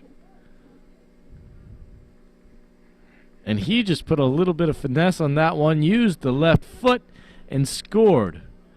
We will have 9 minutes remaining once the game clock resumes, and that was just a nice communication. Nothing too fancy or special there from him. We saw Jokic score earlier, and you know what? I think the best player on the field for today looked like it was possibly going to be Evan Southern, but with that goal right there, I think it should actually go to Jokic for player of the game so far in this one. We do have some time left to see Tritons try to mount a comeback. Matende now. Cough it up. Joel Kwashi's going to play it back to Enzo Cozy. Cozy goes top deck. Nothing there. Kwashi now. He'll lose it. Matt Stom. Gabe Smith has just checked back into the soccer match. He tried crossing it over to Nathan Granger.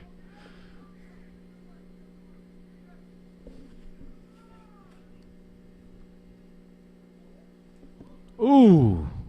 Palachi tried sending it hard, high, but went a little too far from home. So it'll go 8 minutes and 5 seconds remaining now. So we'll see Patrick Millard, goalkeeper, attempt a goal kick.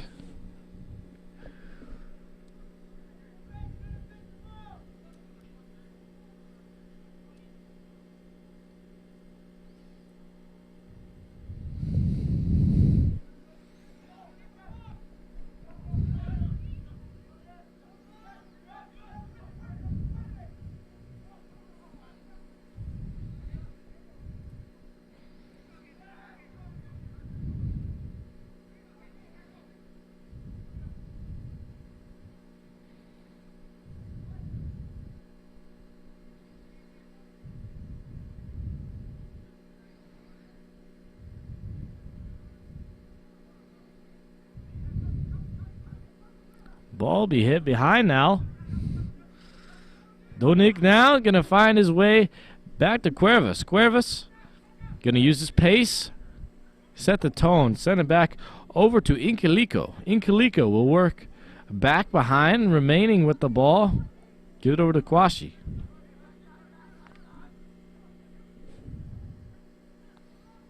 And it nearly goes in the corner, but Yacine is there to stop it. Uh-oh. Here comes a possible setup. No. Good defense, batted away, but Iowa Western gets it back now. Incalico scores. I believe here. And I believe that call will stand. What a goal from Murdy Incalico. He's number 9 out there.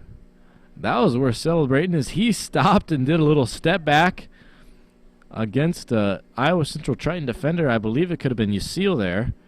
He fired away and he went straight to the back of the net for your score to be 5-0. And the Tritons with a score, 2 scores in the last 5 minutes to play, I believe that they have called up. They're taking the white flag out, calling mercy here. 6 minutes and 20 seconds remain. 5-0 is your score. Matende now tries getting into it. Gabe Smith has struggled trying to get around everyone there. Oh, almost gets there in time. Oh, and a shove to the back against Matende. So the Tritons will now have a free kick opportunity. Let's see who goes up and takes it. Looks like Meza wants it.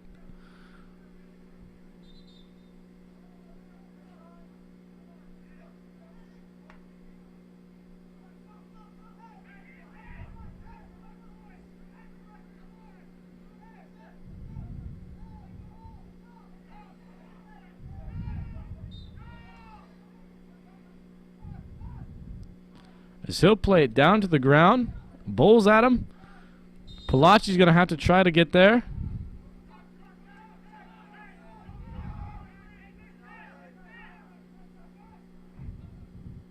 Not entirely for sure what was called there, but I do know it was a foul, and it'll be Iowa Central possession, so Meza will get another crack at it.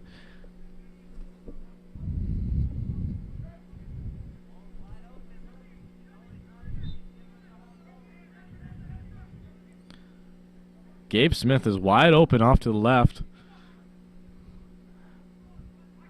as Iowa Western sets up a 4-man wall. 4 minutes, 47 seconds remain. Palaci takes a shot at goal. Oh, the top of the... Oh, my goodness. The top of the net. Oh, no. Hit the top of the crossbar. Oh, my gosh. He could have just gone a foot shorter and it would have sunk right in there. Great shot attempt by Palaci. 4 minutes, 20 seconds remain now. Incalico. Play it back to Nidik. Nidik now. Tries going to Tanaka. Tanaka, he'll get the soccer ball.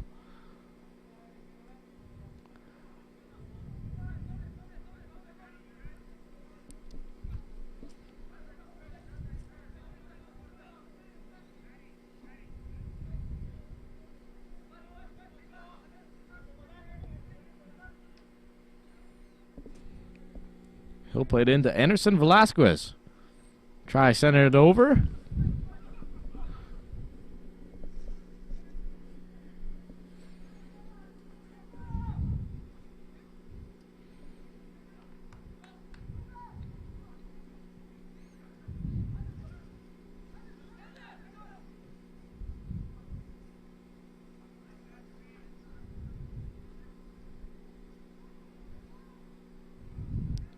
Tanaka now. He'll cross it over. Anderson Velasquez with an opportunity. Oh, not enough there. Palachi now gets the ball back. He'll use his pace with the ball. No.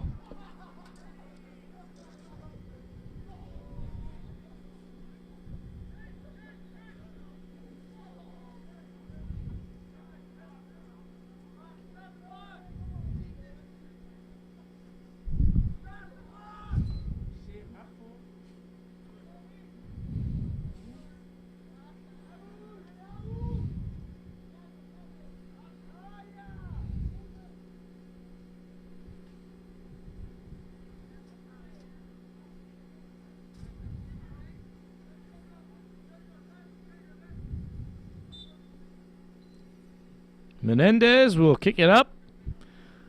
It's kind of a lollipop of a ball as it'll go straight back down. Southern tries playing it in to his man. Here comes a setup now.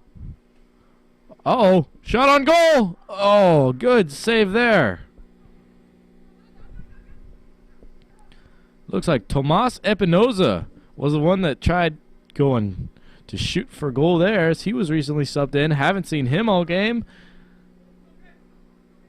He's more of a bench role player in this one. 2 minutes, 12 seconds remain here.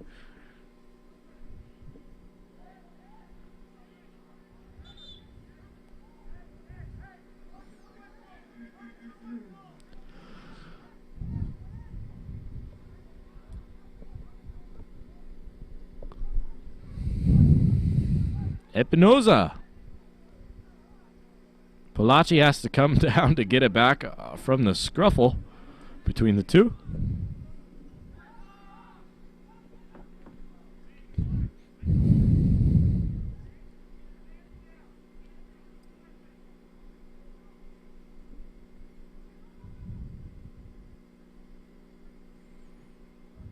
Ooh, with a shove to the ground.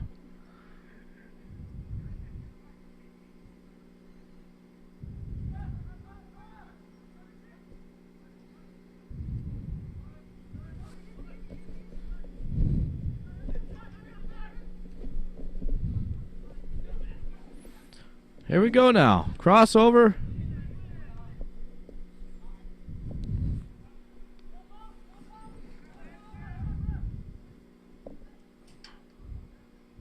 There we go. Nice stop there.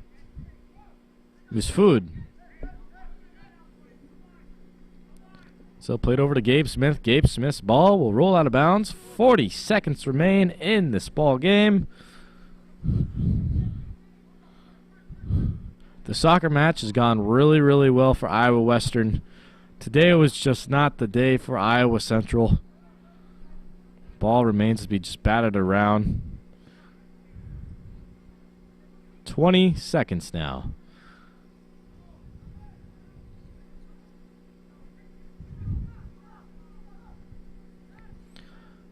Eleven, 10, 9, 8.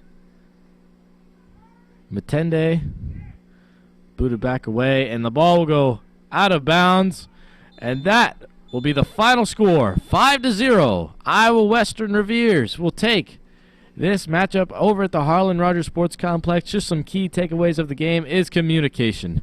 Iowa Western almost be best pals because they were talking throughout the whole time. They found everyone's feet. Everyone played really well, and I believe Iowa Western was just simply faster as well. Iowa Central, they looked lost out there. They did not do well when going into the wind. They played a little better in the second half, but still gave up 2 goals. 5-0 will be your final score. The Tritons will fall to a 2-4 record in this regular season, and now Iowa Western, maybe the favorites to win the conference, are undefeated, 6-0 now. Anyways, that'll be it from Harlan Rogers Sports Complex. We will be right back with you guys at the start of the Iowa Central girls soccer game, also going up against Iowa Western today. I've been Hank Ambrose, and I'll be signing out for now.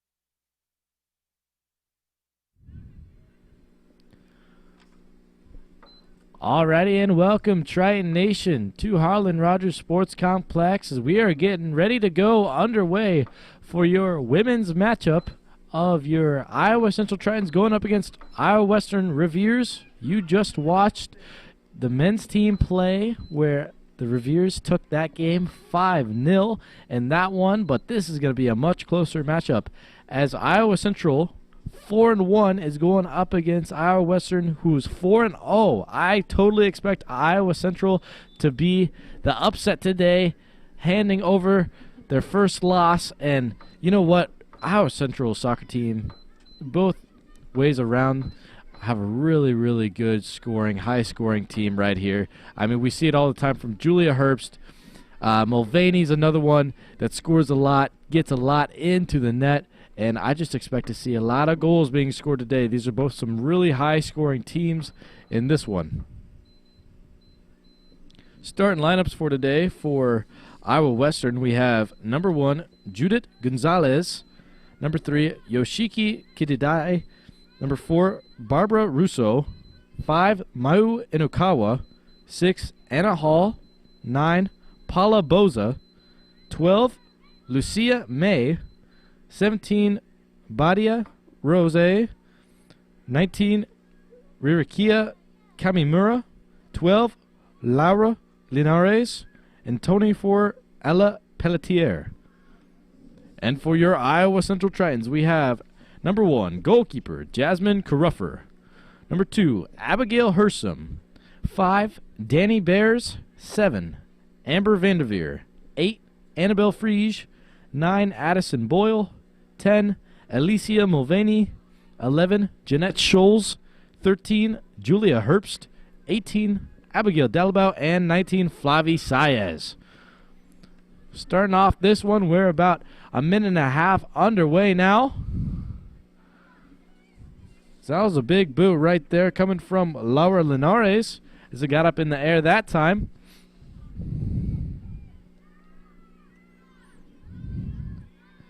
That is Abigail Dalabau now. Going to send it down to Julia Herbst.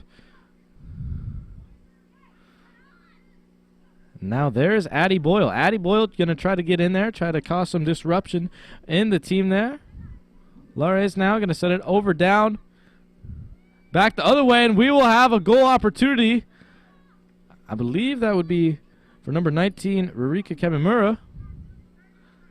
As she'll cough that one up, and it'll go back to the Tritons. Jasmine Caruffer usually has Abigail Hersom do the goal kick for her. So it'll be batted away, trying to get intended for Flavie Saez, as it can't get there in time.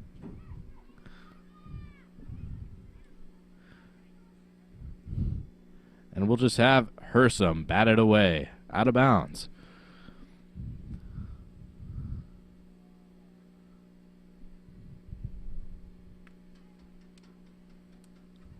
Here comes the throw-in now. Gets stuck in the corner. Let's see if it'll be a corner kick or throw-in. That'd be a pretty deep throw-in if that's the case. And it is a throw-in. Wow, jammed him right in the corner. Good defense by the Tritons. Hersom now, and Addie Boyle step up to boot that one away. And it'll fly out of bounds. Addie Boyle being aggressive early on, dishing it out to Flavie Saez. Flavie. There we go. Nice work. How about that feet work? Julia Herbst, though, coughs it up that time.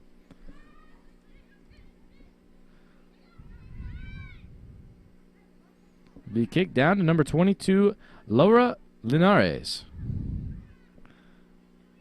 Goes back the other way now. There's Abigail Dalabau. Dalabau sends it back over to Flavie Saez.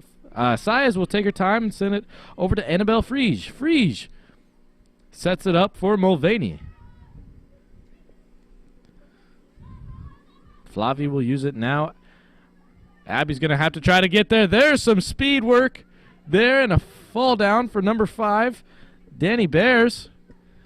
Danny Bears going to hold her ankle there. She got tripped up Hopefully she's okay, and it's just a cramp early on in this ball game. That tends to happen here. When you're running too hard, you just cramp up early.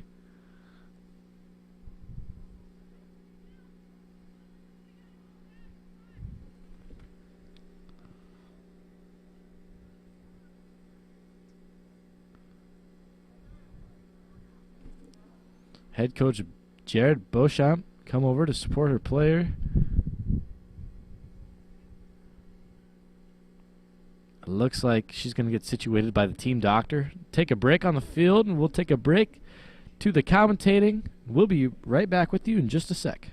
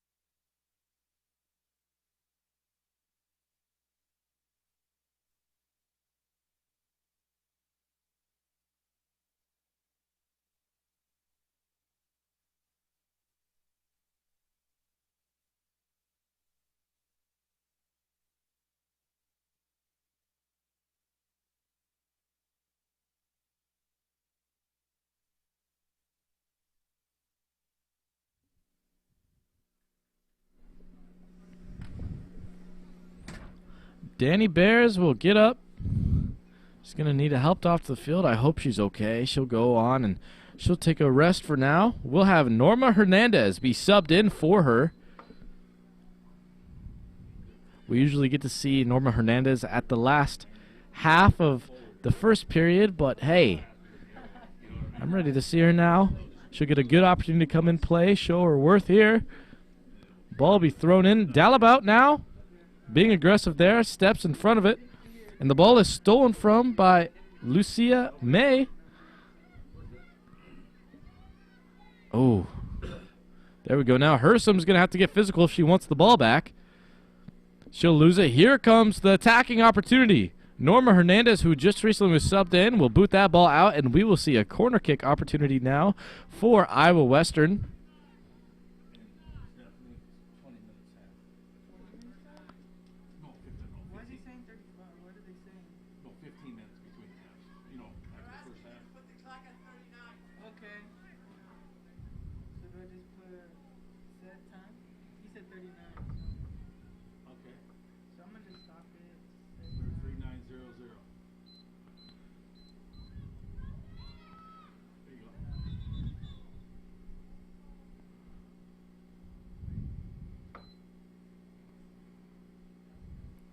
Looks like we had a little miscommunication. Weren't ready for the game clock to resume, so we will see another kick coming.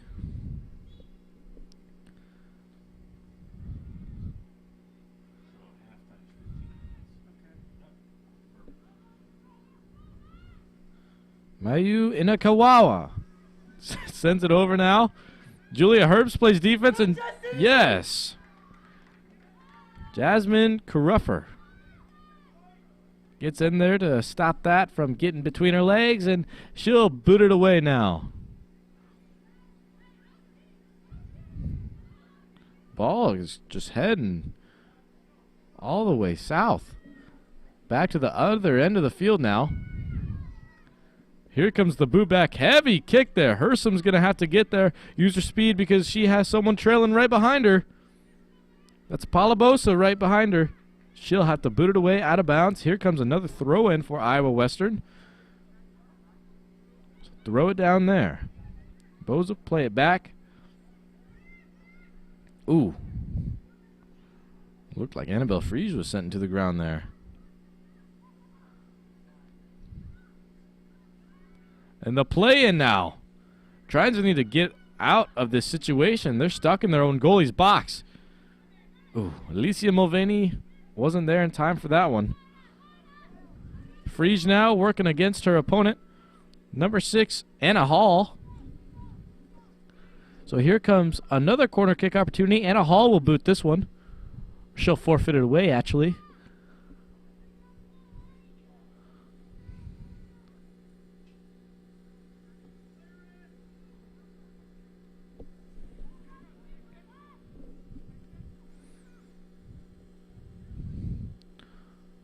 And Paula Boza kicked that one. Oh, and a near head opportunity. Alicia Mulvaney steps in front of her competition. Oh, see the call here. Looks like it's going to be called offside. So it'll go back to the Tritons. Annabelle Friege will start with the ball.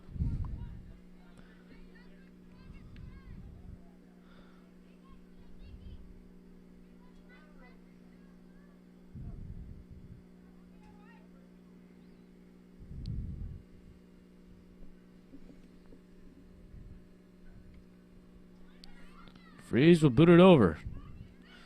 And Anna Hall got there in time to stop that from getting past her. And now we will see Ririka Kamimura with the ball. Kamimura! Oh! She booted inside but could not get there in time. Addie Boyle's going to have to kick it away. And that was Lucia May that put it back into play. But it rolled out of bounds. Friege now. She'll send it in. Dalabout got there. Luckily they didn't call that last kick on her to go out of bounds.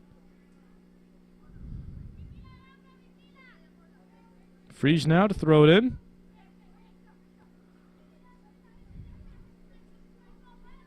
Addie Boyle's going to have to step up in front of her defender. Here comes Flavie Saez. Julia Herbst almost there.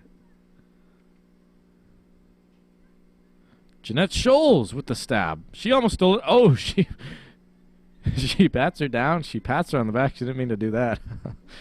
But regardless, she did put her to the ground, so it'll be back to Iowa Western. Here comes the crossover. It's booted on the ground. Hersom loses it. Uh-oh. Not a good position here. Frie's going to have to boot it away. Oh. And it goes just right of the goalie's den, so it'll be 35 minutes remaining and a goal kick. Abigail Hersom. She'll choose where she wants to play it to. She'll try central and left.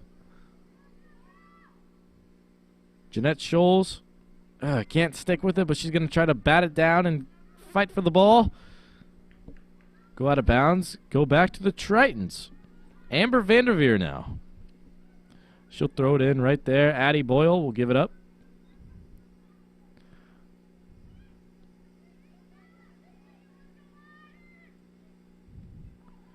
Goes back down to Dalabout.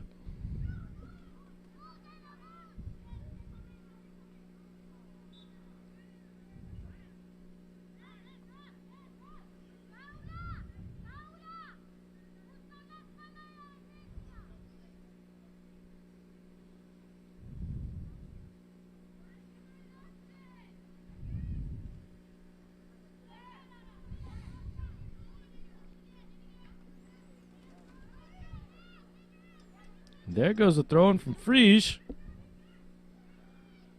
Addison Boyle now. Going to try to boot it over to Jeanette Scholes. Scholes, not quick enough to get there in time.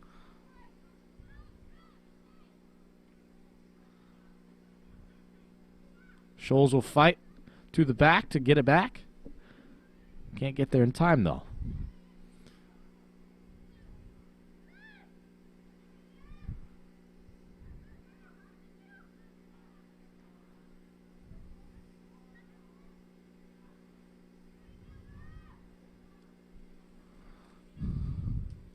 Goes back down. We'll see some more attack from Iowa Western. We have not seen a lot of attack from Iowa Central. That kind of surprises me a little bit. Iowa Central's defense is going to have a big test today if they want to stick in this ball game.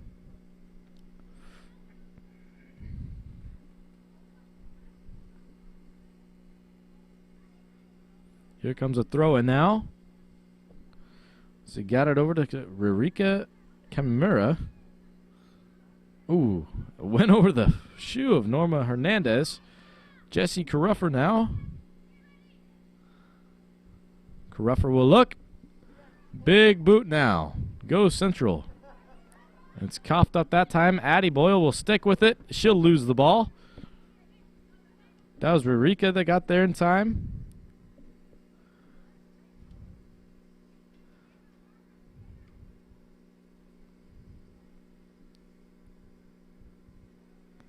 Set up now along the other way.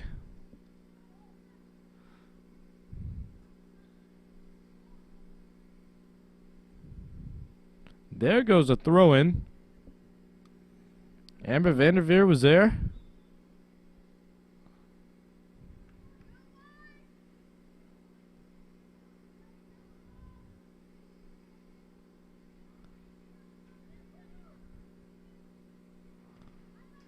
Vanderveer will throw it in. Tries getting it to Julia Herbst. And the refs are going to say it batted off of her last. So here comes another throw in for Iowa Western.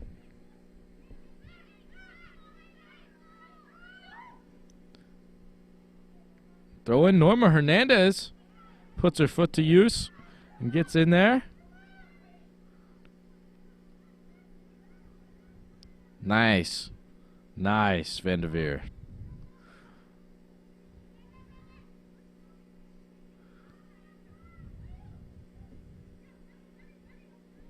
So play it back to Mayu Inakawa.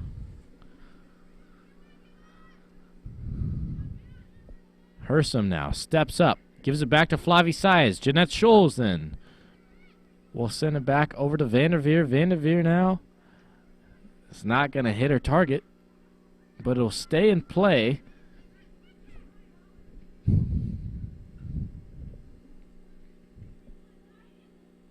That was Laura Linares now that played it back on that time. Now Kamimura with the ball. She'll play it back to Lucia May.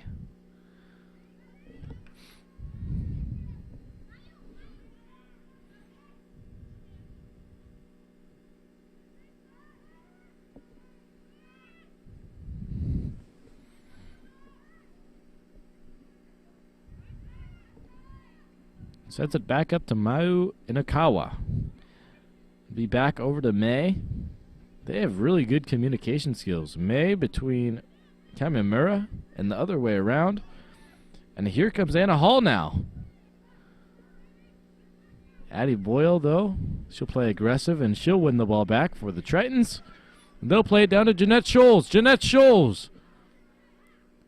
She stops with the ball, but she'll continue to travel with it. Oh. Doesn't put enough contact to the ball, but it'll roll to the goalkeeper.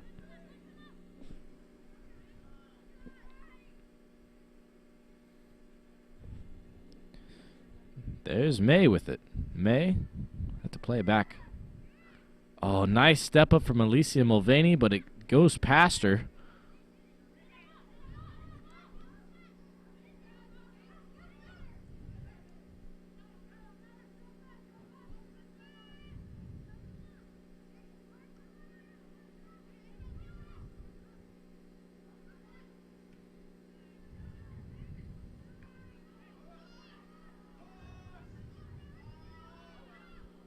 Jeez, that was almost a push call against Julia Herbst, but they missed it that time. 28 minutes and 35 seconds remain.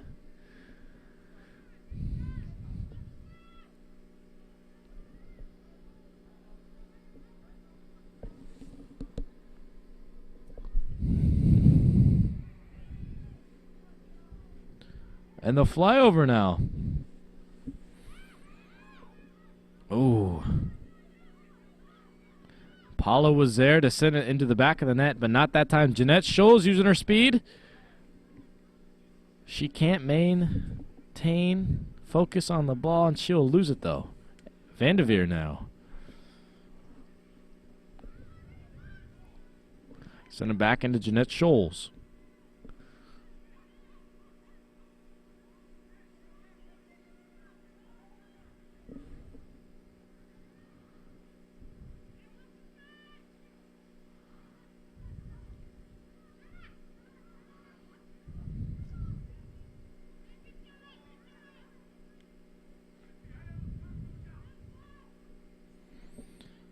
There's Mayu now. Mayu takes her time with the ball.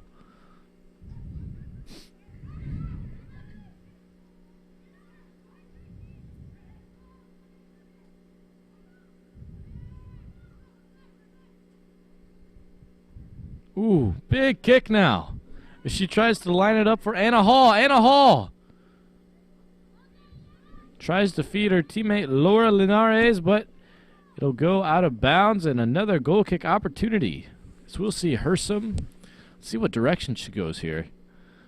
Now, if it were me, I'd try to go and stay away from Anna Hall. As they do that, Vanderveer now gives it over to Addie Boyle.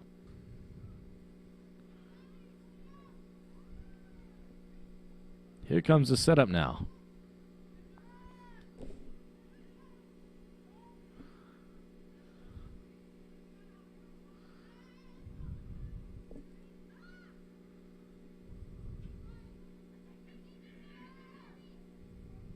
Jessie Caruffer.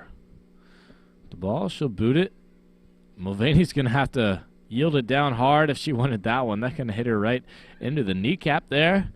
Oh, not a good step from Norma Hernandez, but she'll get the ball back. She'll push up the field. Play it back to Mulvaney, and looked like her eyes weren't up on that one as she's going to miss her by a few feet in front of her. There goes Paula Boza. She's going to try to set it up for Kamimura. Boza now. She'll play it in. Gets over the head of Iowa Central defender now. Shot. Oh, just off goal there.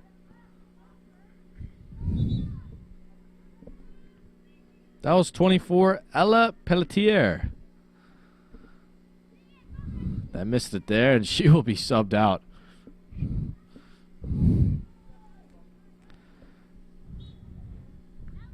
Hersom now. She'll play it high and over. It's down to Mulvaney.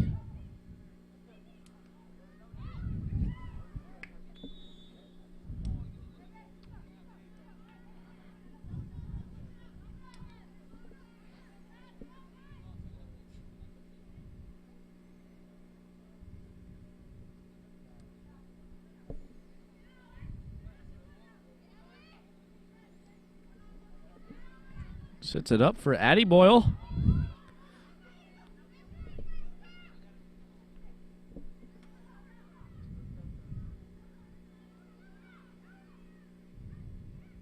Ooh, Jessie Caruffer gets in front of it that time. 24 minutes, 20 seconds remain now. Got 0-0 so far for your match score. Julia Herbst now. We finally get to see her work with it. Oh, and she'll lose it. We usually see a goal or way early on from Julia Herbst. Not so far in this one. Oh! Julia, step up. Oh, almost got there in time, and no.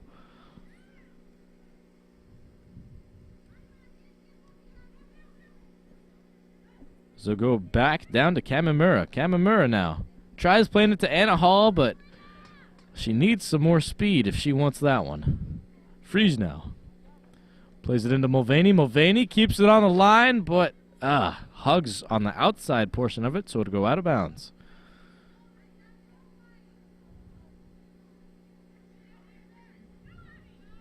Addie Boyle now.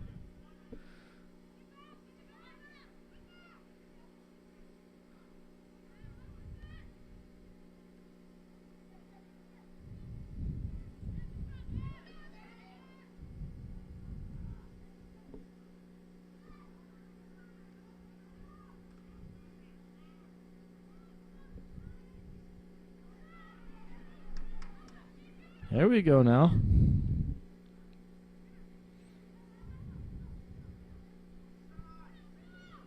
Oh, big play in. Goes way over the net, though. The crossbar would have to be about twice its size for that one to go in. 22 minutes, 35 seconds remaining now in this one. Vanderveer. Playing left back today. I've seen her play both left and right back. Julia Herbst, almost got there in time, but not fast enough. So she'll have to play it all the way back to Mayu. Mayu. Miss her target, so Hersom tries sending it over. Julia Herbst in prime position to get there. Oh. Does not get there in time, although. So there's May.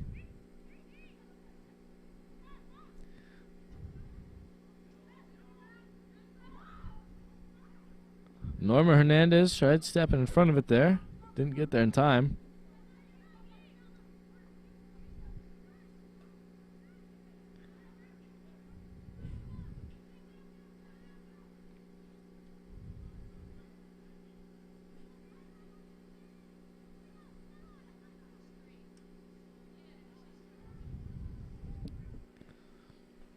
So play it back.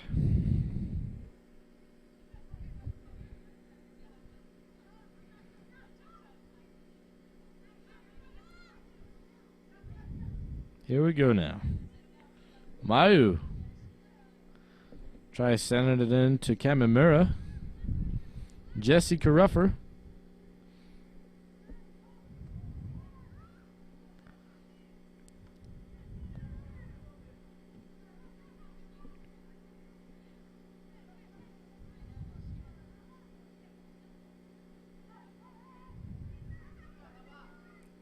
Dalabout could not step up in time there.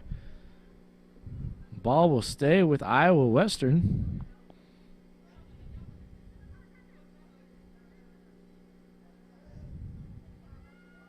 Oh, and a nice finesse move from Boza. Boza tries hitting it in, but Hersom is there, luckily. Nydia Clark now is back there in the corner. See what she does with it. She'll attempt to cross it. Oh, no. Trends need to bat it away. Jesse's out of position.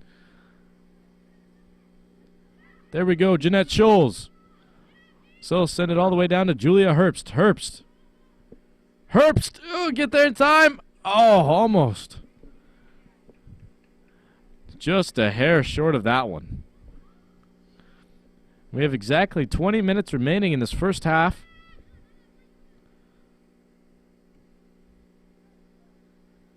Addie Boyle playing good defense against Boza. Boza gets through. And she'll send it all the way down to Nydia Clark. Clark now.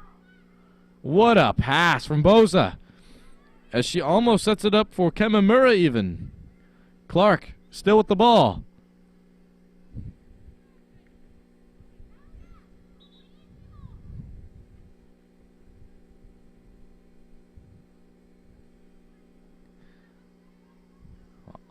And it looks like we're going to have a sub for Rosé Badia. And on will come in Ashley Medina. Oh, Ashley Medina with her left foot almost got it to go in. Alicia now. Mulvaney makes her opponent. And she gets past Bosa. Oh, Alicia. She fights for the ball now. She almost gets there in time. Wow. Mulvaney putting on a highlight reel.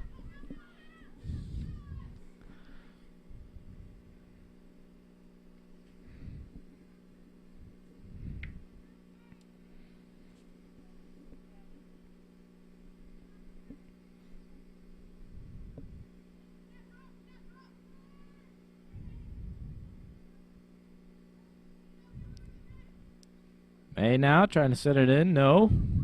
Kamimura's going to try to go back for it. Holy smokes, that's a huge hit. But it gets away from her there.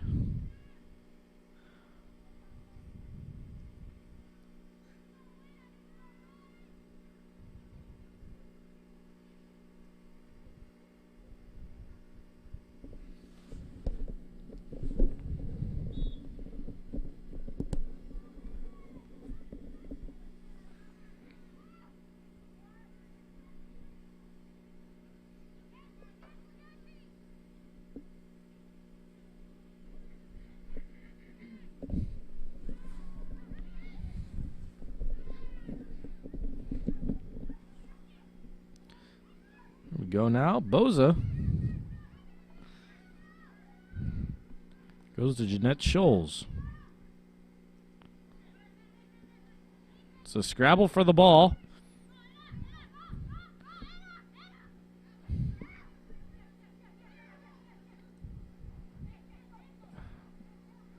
Lots of girls are just fighting for the ball here. Norma Hernandez will just kick it away.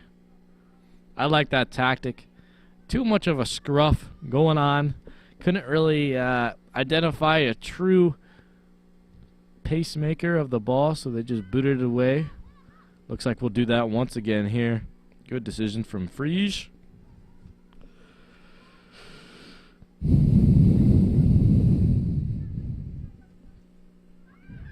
Norma Hernandez trying to step up there. Alicia Mulvaney's going to have to play back defense.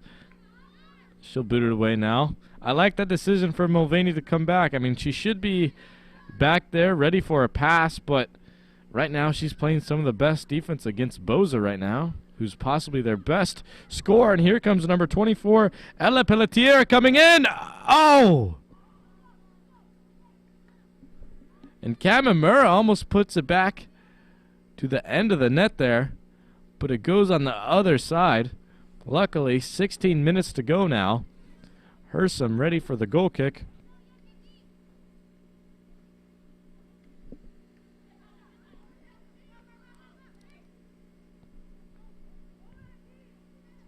Boza sets up Alexis Ashmore now, a recent sub-in.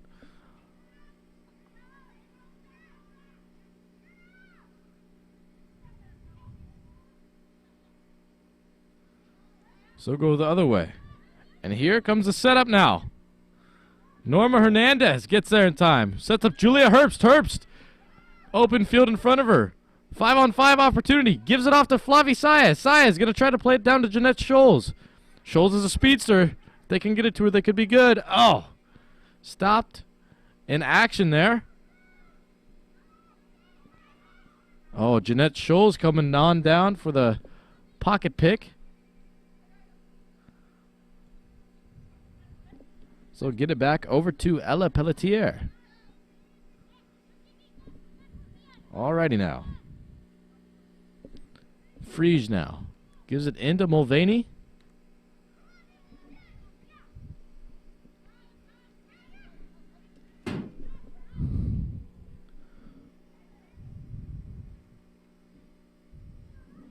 Looks like Kimamara is going to be sent down to the floor. Got an Iowa Western player down. I hope she's okay. Play is going to still resume, and the ref is going to call it there. That is Ririka Kamimura that's on the ground. I think she got an elbow or a knee to the side. She's holding it over there.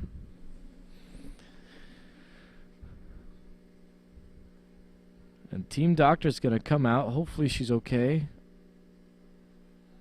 And she might have even just got the wind knocked out of her. I'm not for sure, though. I'll be able to tell a little better in just a moment. As they'll assess the situation down on the field, they'll take a break, and we'll take a break up here in the booth as well.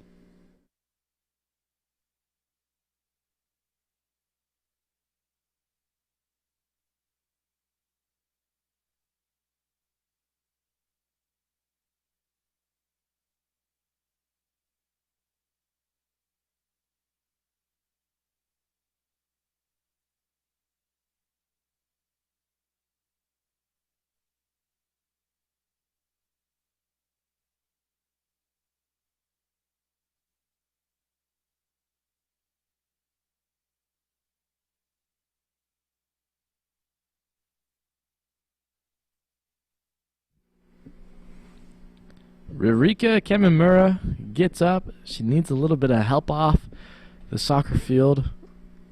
I believe she's going to be okay. I think it's just had something to do with her hip. Maybe her right leg as well. She's kind of walking a little funny on it.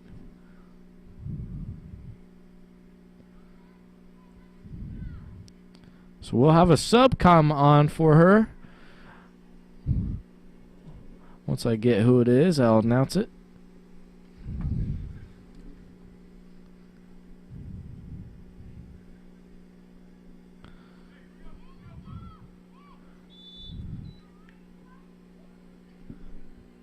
It appears it may be Ashley Medina.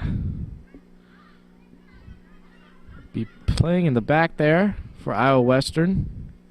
Alicia Mulvaney now. Nice, nice. Oh, couldn't connect there from Dalabout. Norma Hernandez now to step up. She'll send it away.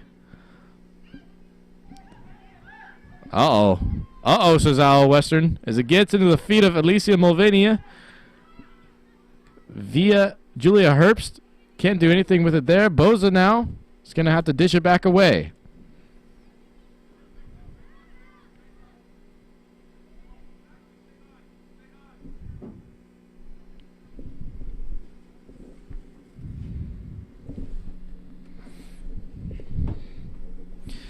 Yoshiki Kidadai is going to play it back to her D-back there. Julia Herbst tries to get there in time to disrupt the pass. Can't do it that time. Here we go now for Mayu Inakawawa. She's going to send it down the field. Abigail Hersom, 13 minutes remain. Send it over to Boza.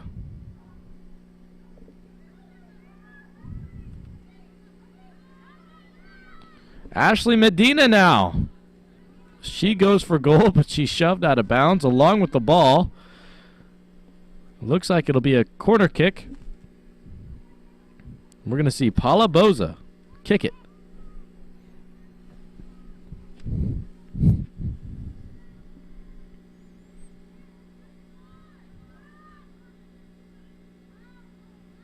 Boza now.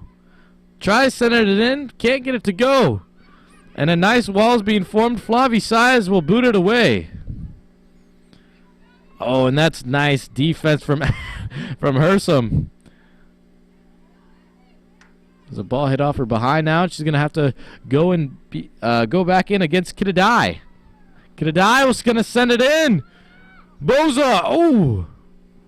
Almost cleated the ball there. So on comes a substitution. Abigail Dalabout is going to be subbed out. And in comes on Julie Koch.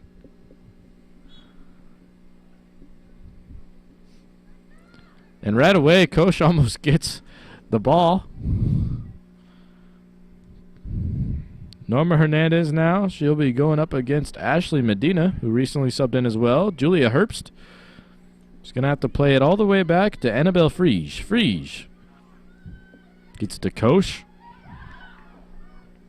She's going to lose it there. So here comes Alexis Ashmore.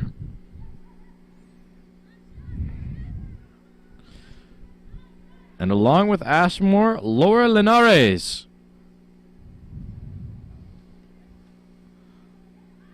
Julie Koch. Oh, Laura gets it past her that time. She's going to play it back to teammate Lucia May.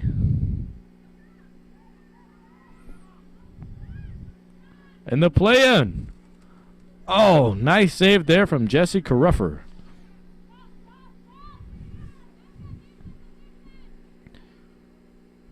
That was Yoshiki Kidadai that tried going to the left corner there of the goalpost. 10:30 now.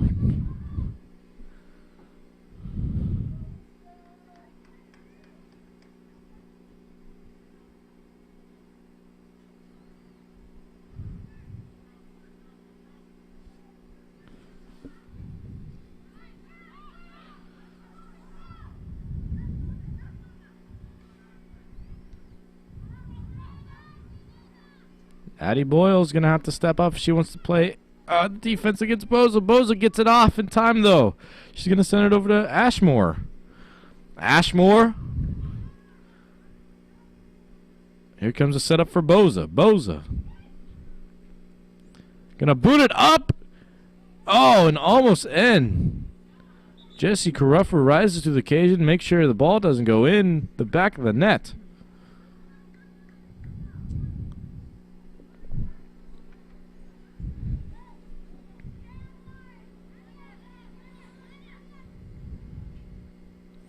Nine minutes, 22 seconds remaining.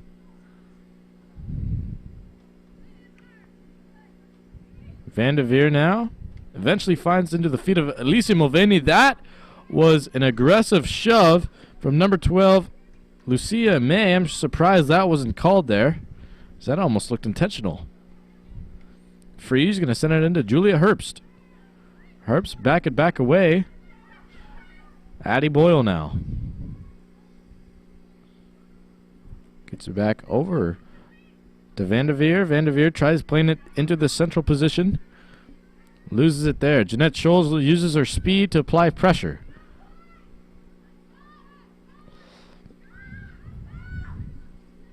May now sending it in. Vanderveer going to have to boot it away if she wants there not to be a score. Uh-oh, here comes the play-in now. Opportunity for score and another great block from Jessie Caruffer. Oh! And you couldn't do much there. That goal will be scored by Yoshiki Kidadai. Number 3 for the Reivers. And that was a mid-range strike there. Jessie Caruffer was just out of position there, defending the last shot on target, and she couldn't get there in time to defend the next. So the offensive game plan worked there for Iowa Western. Hopefully Iowa Central can wise up, because there's a whole lot of game left. 8 minutes, 15 seconds remain in the first half. And it'll go out of bounds for Anna Hall. So we'll see a throw-in now from Vanderveer. What do you say? Start. Oh, starting. Oh, okay.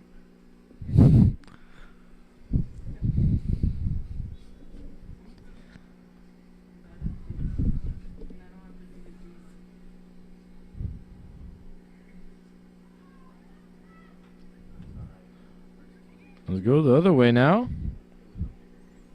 Yoshiki, who just scored there, tries to enter her teammate Anna Hall. Anna Hall is going to play it back until it gets back to the possession of Iowa Western.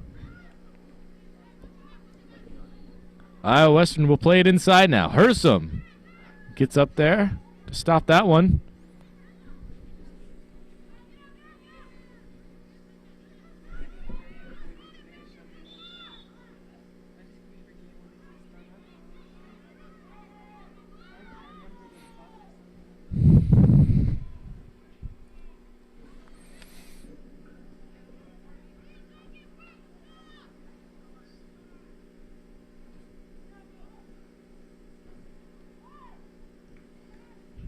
They'll hit it over now.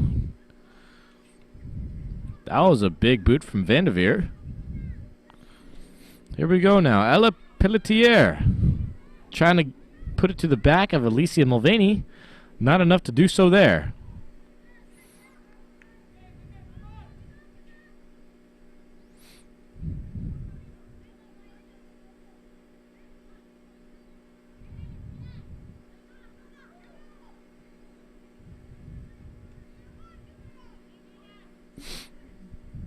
Julia Herbst sets it up to Mulvaney. Oh, and it gets between the legs of Mulvaney. Boza now. She's going to work with it. Ah, we need to apply some more pressure there against Boza. Norma Hernandez boots it over to a defender for Iowa Western. Gets it over to Mulvaney. Mulvaney now. She'll work down, tries to play it in, but I don't believe her head was up there.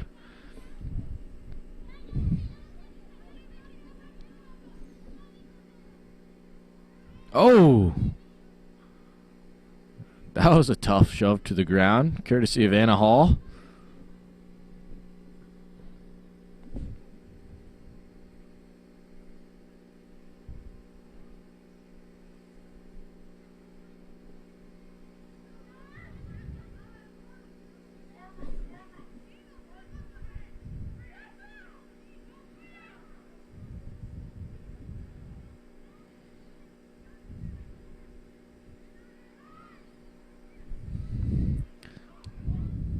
Now they'll send it back over.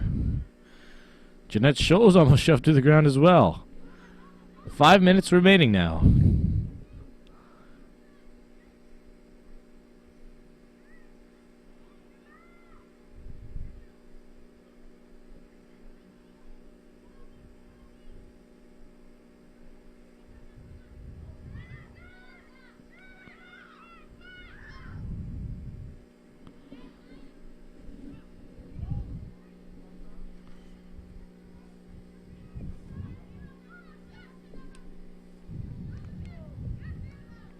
Ooh.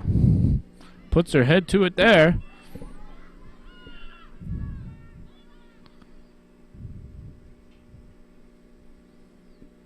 I wonder if it's just the wind that has some effect to getting the ball to Julia Herbst, because we have not fed the ball enough to her. We have struggled in the backfield, of course, but I mean, you would think the game plan would be more to feed the ball to her.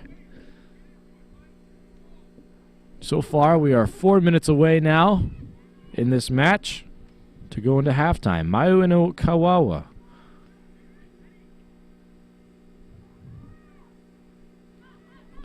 Send it back over to Nydia Clark. Nydia Clark will play it inside for Ella Pelletier. Back to Boza. There's Yoshiki. Kidadai. Kidadai going against Flavi Saez. Makes a move against her.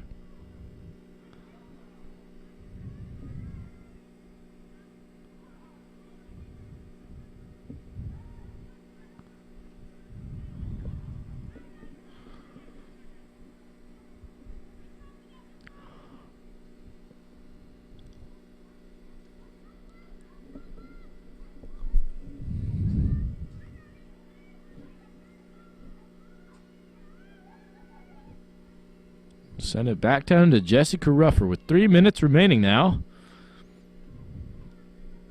She's trying to send her girls to go forward. Big boot now. Alicia Mulvaney going to have to win it.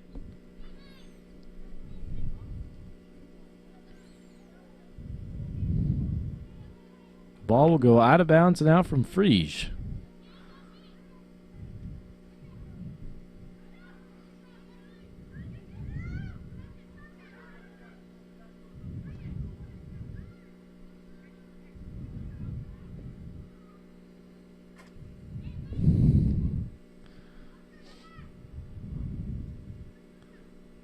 Danny Bears now going to play it over to Julie Koch. Julie Koch!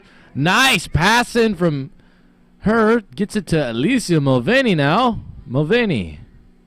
So that will go out of bounds. Friege. Mulvaney! With the feet work. Julie Koch going to step up. Oh, play it high. And it's going to fly way out of bounds.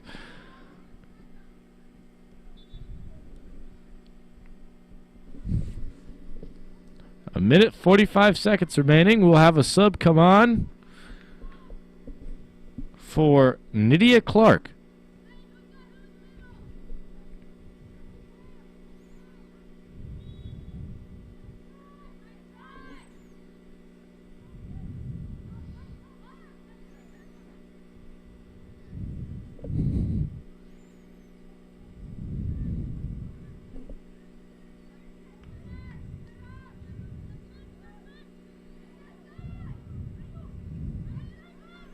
Here we go now. Mayu Kawawa. Going to send it over to Annabelle Friege as it will roll out of bounds with a minute remaining now. Friege to throw it in.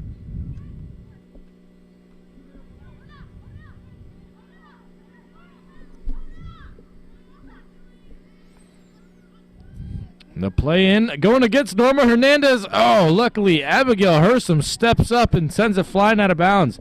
That would have been a heartbreaker with 40 seconds remaining. We cannot give up a score with just such little time left to go in the first half. Here comes the throw in now. They'll get it over to previous goal scorer Yoshikiki. Oh!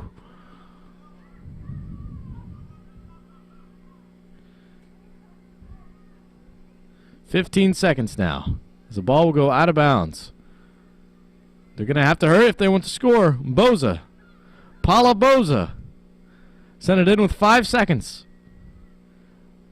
They'll lay it off, and they will just let the time tick away.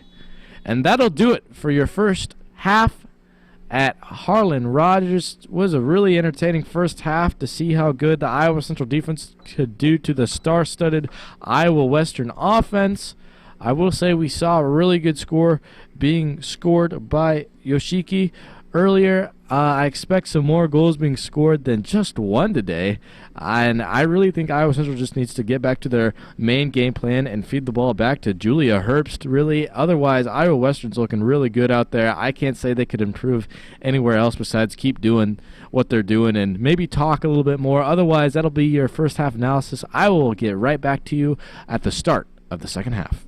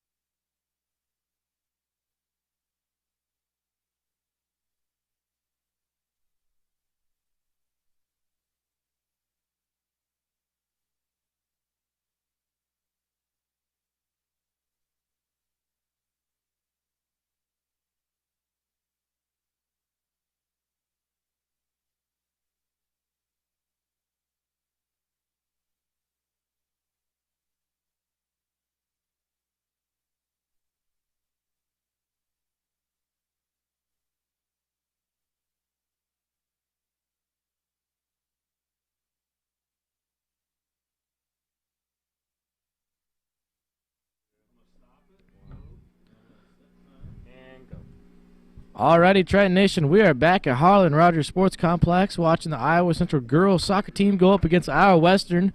Iowa Western is up 1-0 at the end of the first half. Got a little statistic for you. On the season, Tritons have scored 29 goals, highlighted by a 15-goal performance to begin this year versus Scott Community College, of course. And they have allowed just 6 goals. And I tell you what, I will be shocked if this is going to be the first game this season where the Tritons don't score a goal at all, because I cannot see him not scoring whatsoever in any games. Here we go now, up to play. The ball will start on Iowa Western's side. Let's see how long it'll stick with them. That'll be number 24, Ella Pelletier, right there. Paula Boza trying to get her shoulder into it now, getting ready for it. We did suffer an injury early on in this game. Starter Danny Bears still not out there on the field. She did end up walking off to her own power, but I don't believe she'll be returning the rest of the game, sadly. She's a key player for us. Here comes a throw-in from Rosé Badia. This comes in, goes out of bounds now. Rosé will try to throw it in once again.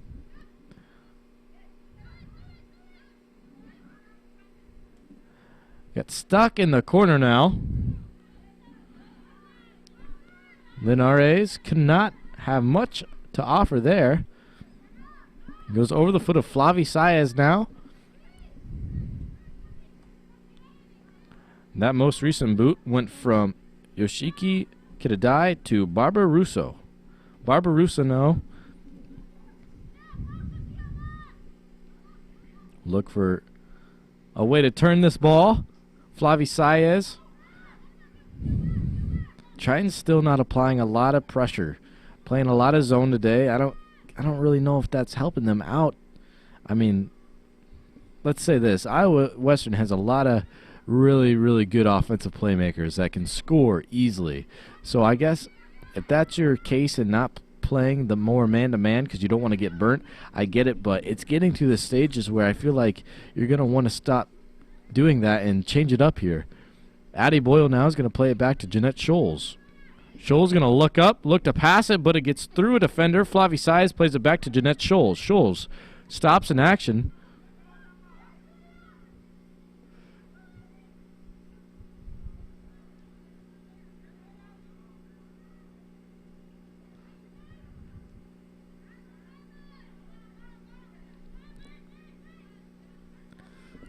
Play it back over to Flavi. Flavi tries setting it up in the corner for Alicia Mulvaney, but no one is there, and the ball goes stranded. So they'll go to the goalkeeper, Judith Gonzalez. Be played back over to Enokawa.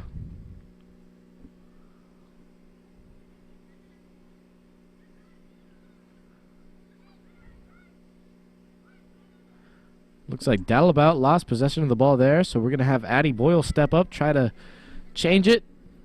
Change of pace now. Julia Herbst is going to play it down to Alicia Mulvaney. Yoshikata is going to step in there to prevent any scoring from happening. But hey, I want to see some more of that. That was really, really good for the Tritons. That was probably one of the best play designs called so far in today's game.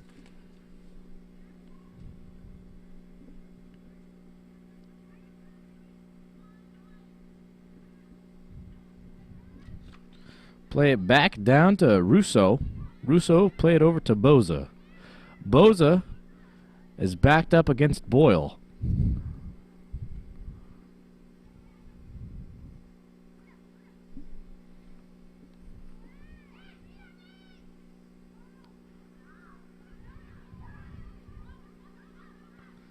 There we go. Flavi Saez works between two defenders.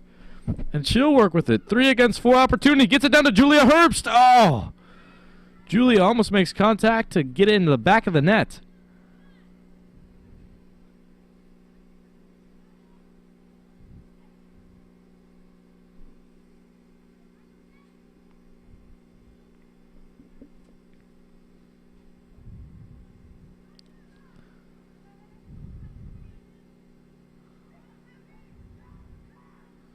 here comes the play-in. Norma Hernandez luckily was there to stop the ball to keep rolling there.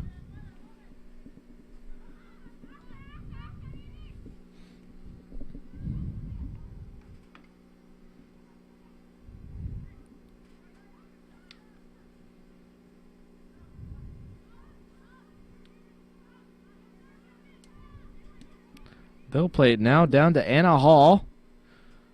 Anna Hall's been going up against Annabelle Friege for the majority of this matchup.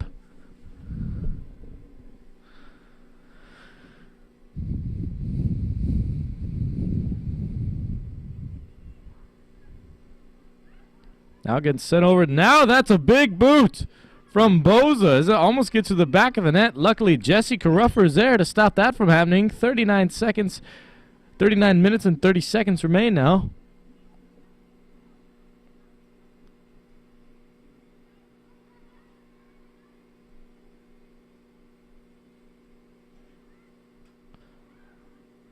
Ball will sail high.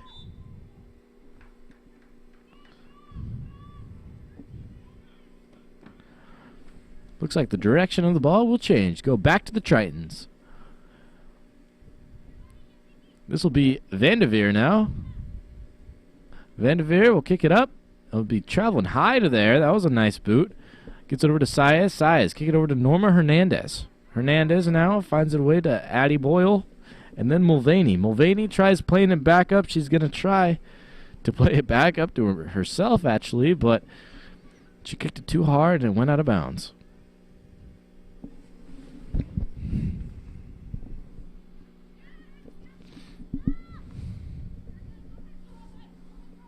Ball will be back to Russo. Russo playing it back over to Rosé.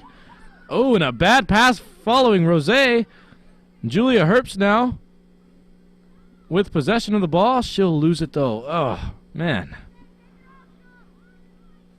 Alicia Mulvaney now. Let's see what she'll do with it. She will keep it miraculously. It looked like she about lost it there. She'll cross it into the net. No. Shot will be on target, but saved by the goalkeeper. 38 minutes to remain now.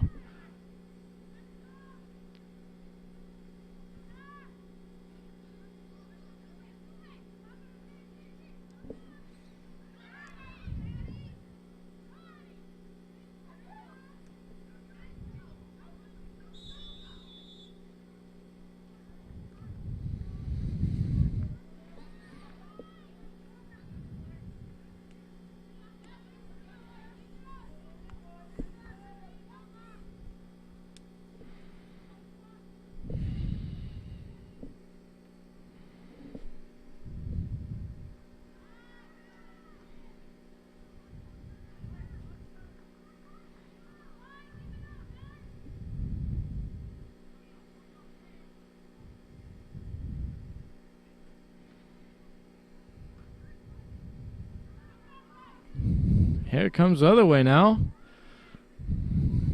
So work for it. Step up from Hersom. Mulvaney gets an arm to her back, but she doesn't care. She'll keep roaming with the ball. She'll look and she'll find Julia. That was a smart move by Iowa Western. They do not want the ball to be in the hands of Herbst past the center field line, so they'll kick it away from her.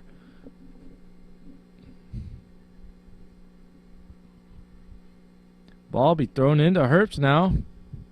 Looks like she got kicked to her back, and it'll go back to the Tritons. Unnecessary roughness there.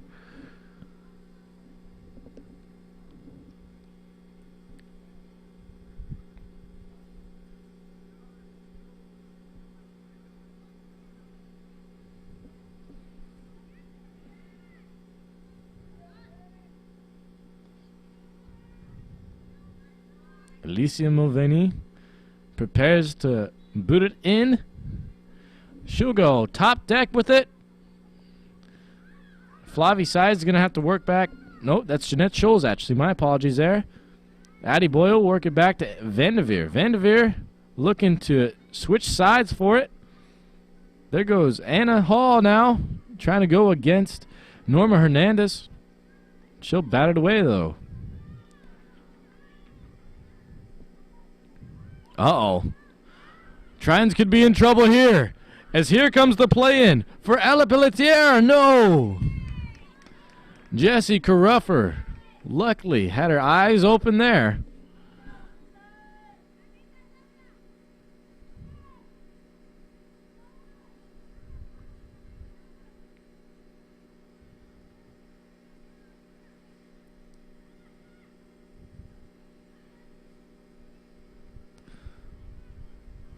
Gets back over to Julia Herbst.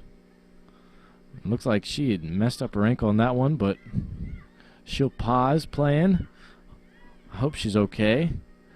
To follow back to the ball right now, we're looking at Boza right now with the ball. She'll be carrying it over. Oh! Bicycle kick opportunity for Hersom. She couldn't get it out of the box, although. Takes Vanderveer to do so.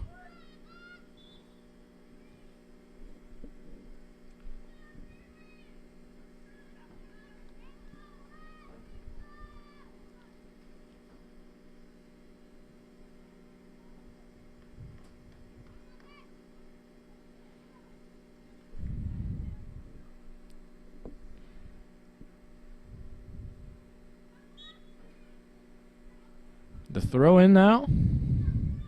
Addie Boyle telling her to get it out of there. No kidding. Here comes the crossover. Mulvaney now. She'll lose the ball. That's a rare sight to see coming from Laura Linares. She's a really good player. Laura now looking to drive it to the other side of the field now. To Badia. Badia.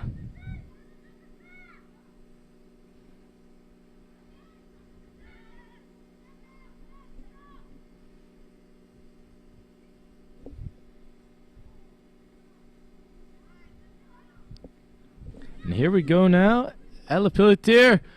Oh, almost puts it to the back of the net, courtesy of Boza. That was close.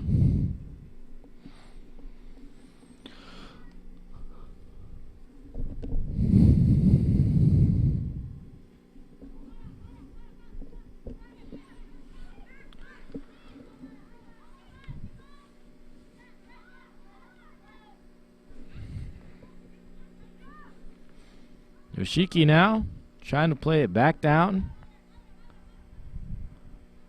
Finds it back over to Ella Pelletier. No! As Hersom will go out of bounds with it. So on will come a corner kick.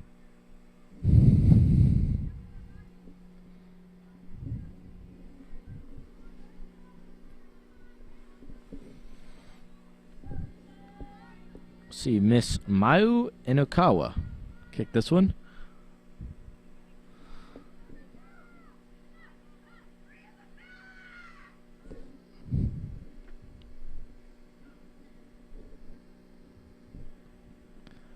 The cross is up, and a header! That'll be scored there. I believe that was Laura Linares.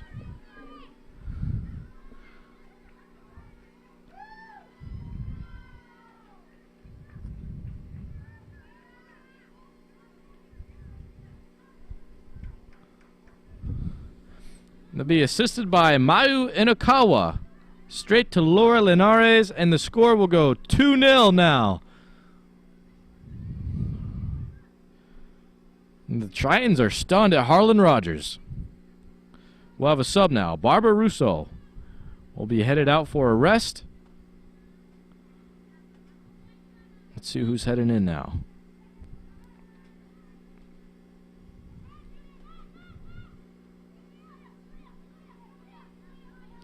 Headed in is Paige Hill, number 18. Playing sweeper now.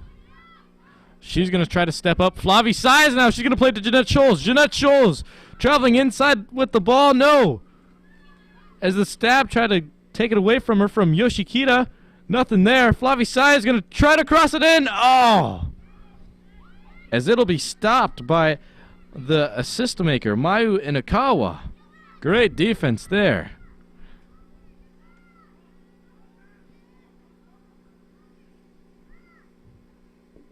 So here it comes the other way now.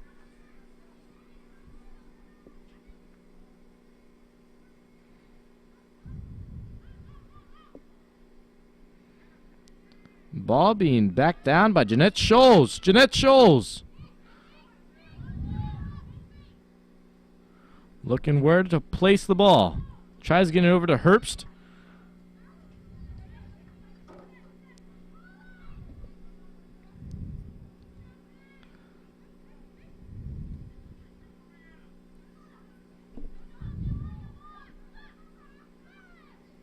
Gets back to Mulvaney. Mulvaney, though, gives it up. She attempts a slide tackle against Linares.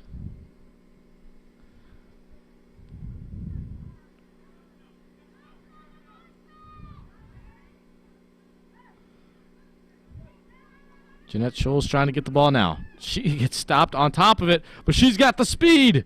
Oh. Nice slide tackle there, courtesy of Paige Hill.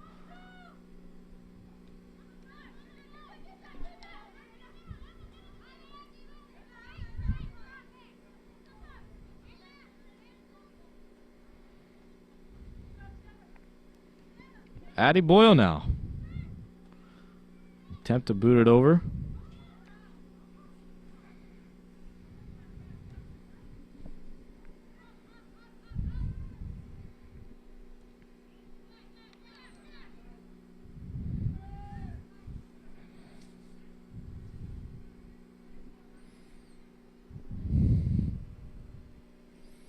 There goes the throw-in. Be headed all the way back for Judith.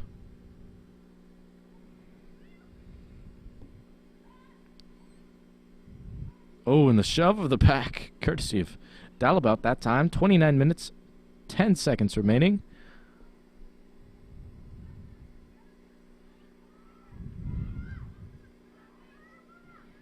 Ooh, and a nice shot on goal from Boza. Paula Boza has had a really good day. I think we'll be lucky if we leave a game without a goal being scored from her.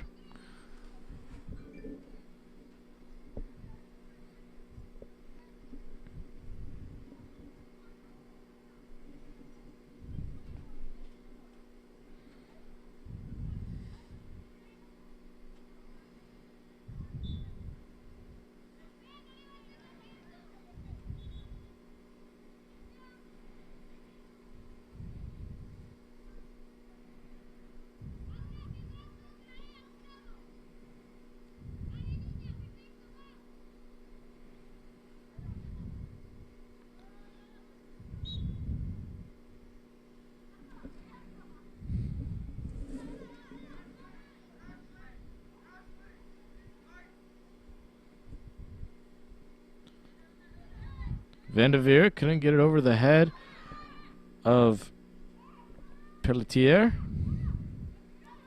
Boza trying to cross it over more central.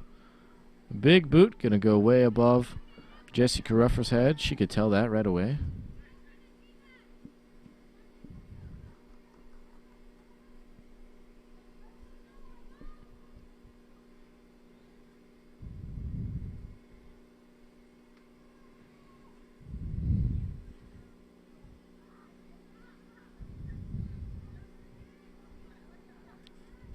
Here we go now, Boza.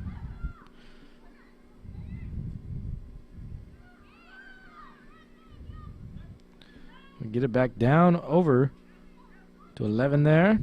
Oh, not enough that time. 27 minutes remain now. Addie Bull is going to have to step on it. Oh, gets between her legs now. And a speed disadvantage there. Anna Hall will work inside. Anna Hall is going to score against Iowa Central number 8, Annabelle Friege. Anna Hall, the finish with the left as well, used her speed to her advantage and sunk it the back of the net. Come on, Tritons. Everyone's looking a bit delirious out there. Hopefully they can change it around here. We still got about 27 minutes to go in the second half. They elect to play it back to their defenders. Friege. To play it over to Flavie Saez. Saez now.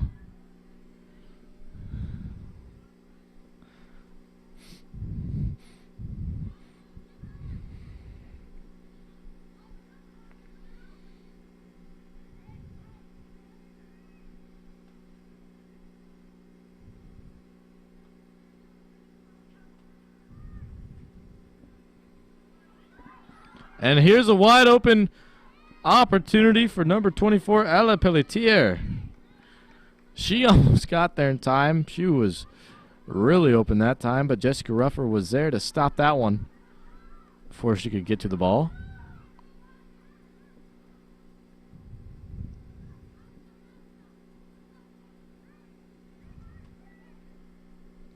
That'll work its way over to Hill. Hill looks up and down. Cross it over. Hersom now. Put her foot into it.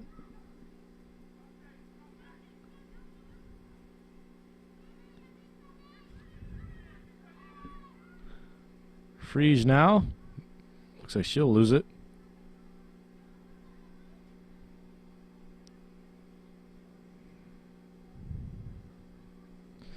Freeze will throw it in.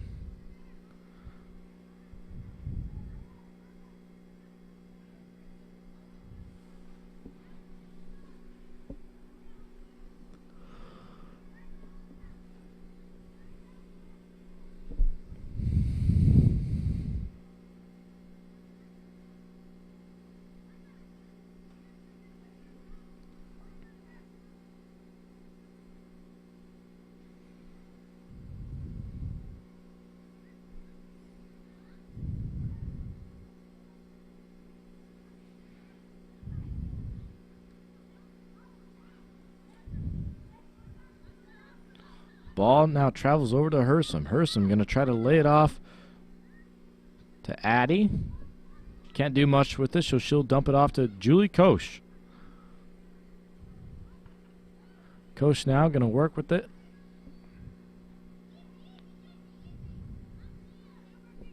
She'll now send it back over to Nydia Clark.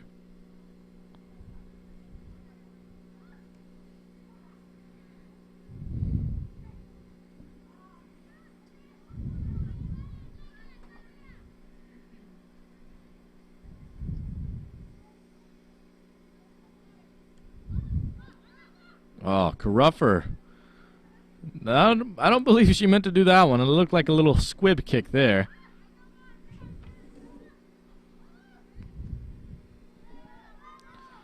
Ball working the other way. Ashley Medina. She's going to try to go in with it. It's going to have to be batted away now. Here comes a setup. Badia tries going to Yoshikita.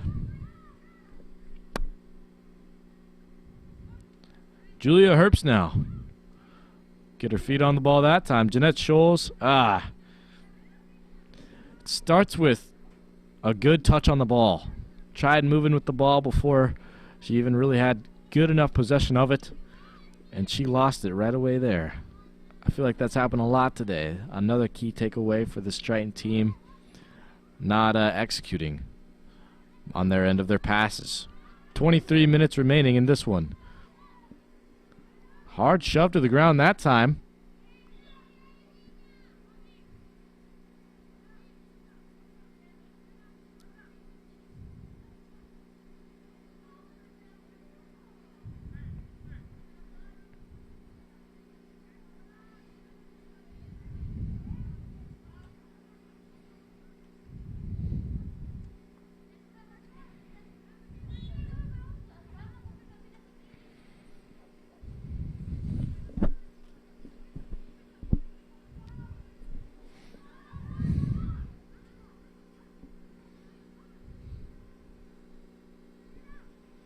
Inokawa now centered over. Hersom stepped up to stop that pass from getting past her. There we go. That was a nice kick from Van de Veer.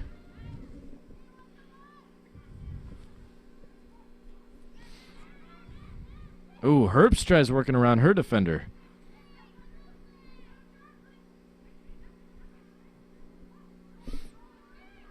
It's going to go all the way down, and Yoshiki is just not quick enough to get there that time.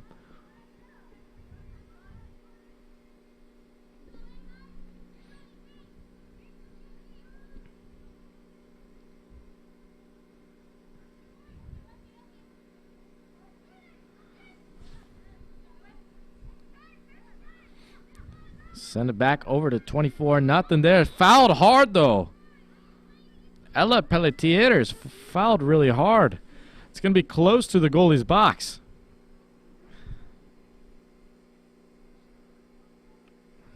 Looked like she hit her head a little bit, but she'll be okay. So the Tritons are going to have to form a pretty big wall as the place kicker is going to be quite close to the goal. They're just outside the box for penalty.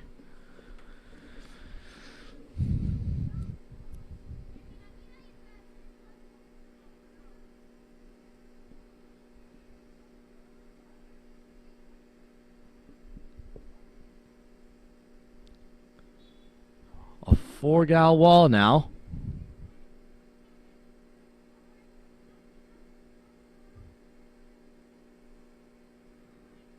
Here comes the kick as it's up, and it sails just over.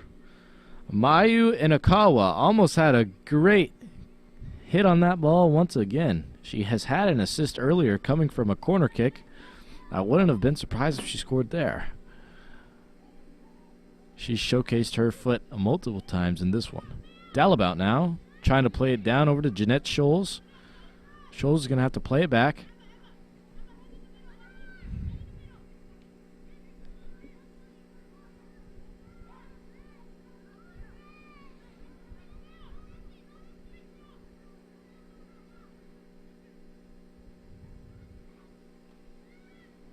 Now get back down to Dalabout.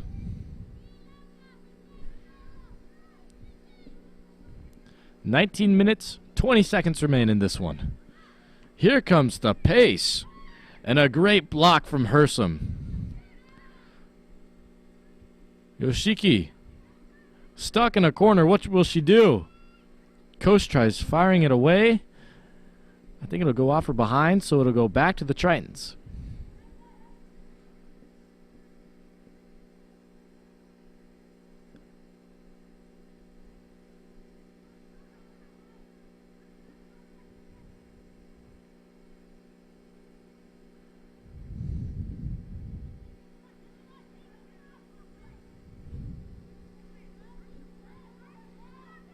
Oh, Herbst almost set it up there.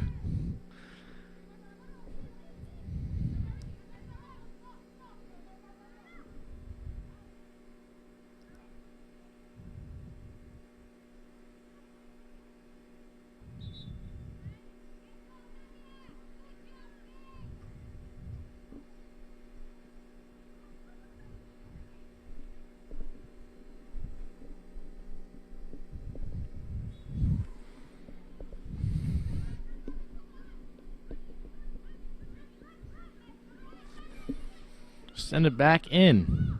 Here's Jeanette Scholes. Man, she quick. So send it over to Julia Herbst. Herbst now stops it. She'll change direction. I love that call. Gets it over to Dalabout. Dalabout will lose it.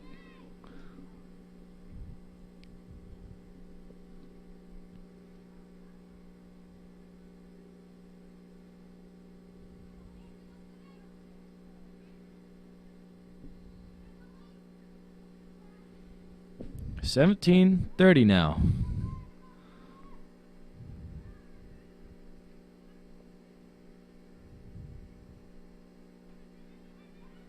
Dalabout.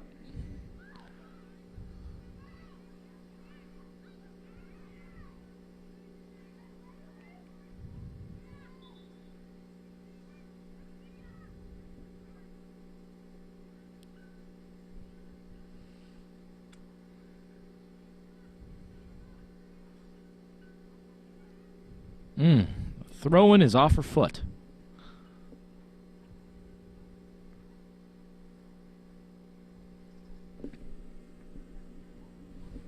Annabelle Fries now. Send it back over to Julia Herbst. And then Mulvaney. It looks like Mulvaney went out of bounds with it.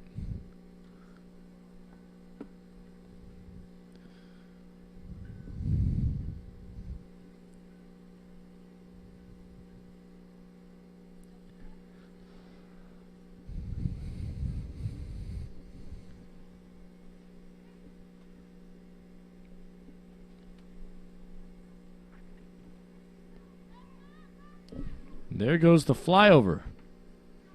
A roll out of bounds. I believe, yep.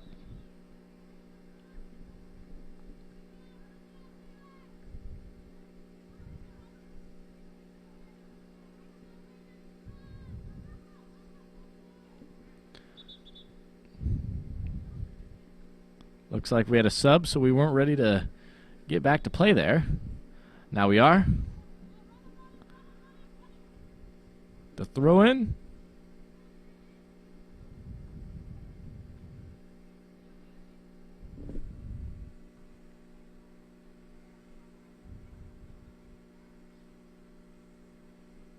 It'll go off the foot of Freeze now and roll out of bounds back into those trees back there.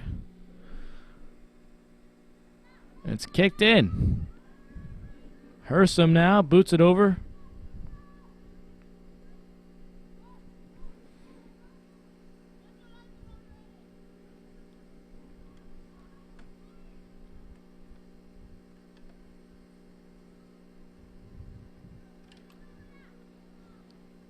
There goes the throw in now. We'll send it back over to Rosaire, then to Yoshiki.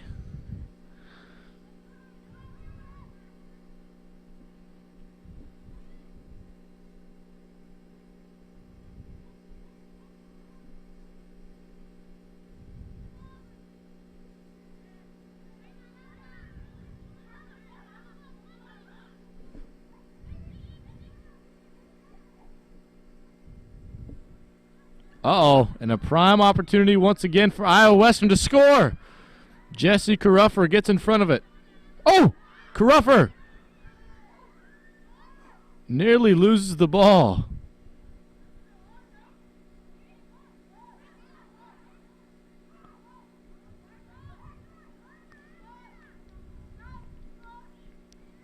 Looked like Caruffer may have had an injury there. So we had Annabelle Freeze down once again. These gals, they've been playing really hard today. I tell you what, seen a lot of aggressive contact from everyone. Nearly, I'd say the Iowa Western guys were a little more aggressive than any other team today, but these girls have been really competitive today. Despite the score being what it is, 3-0, I'm a fan of how well and how much heart has been put into both sides of this one. Here we go now. As well, we'll get back to Inokawa. She'll send it back over to Russo. Russo to Yoshiki. Yoshiki. She'll lose it. Jeanette Scholes now. Send it over to Julia Herbst. Oh, Herbst. Just hasn't stepped up today. Come on, Herbst.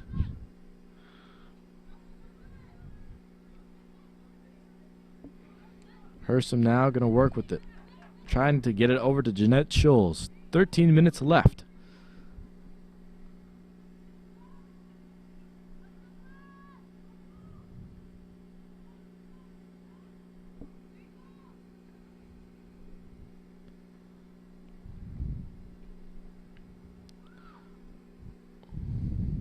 Okinawa.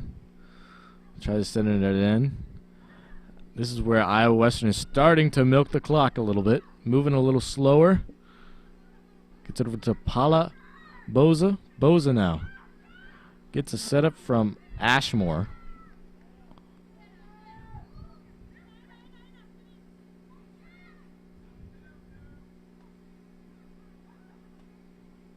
Anna Hall now. She'll receive the pass. She's got some speed. Watch out now. She's going to work central. Pass it into Ashmore. Jesse Caruffer luckily was there that time.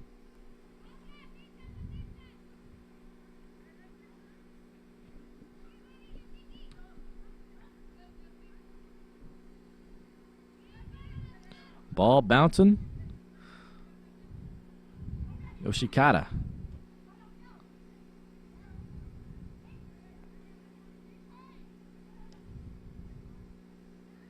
And the step up that time from Paula Boza.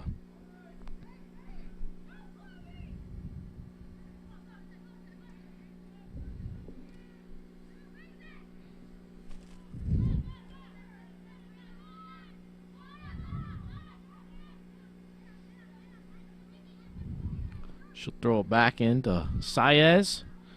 She'll kick it up, and it'll roll away out of bounds.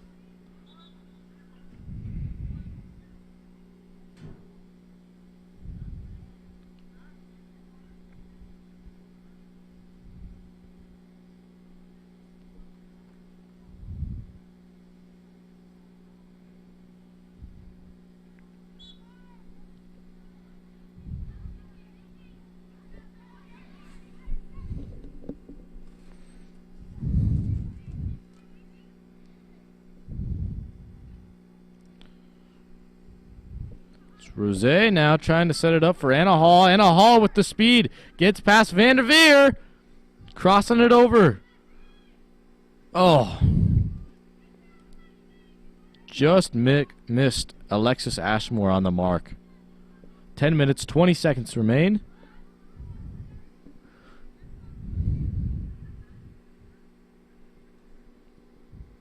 There goes the hit now.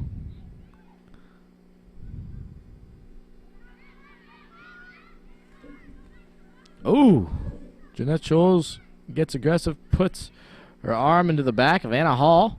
She'll lose it, but Anna Hall will get it back. Hall against Hersom.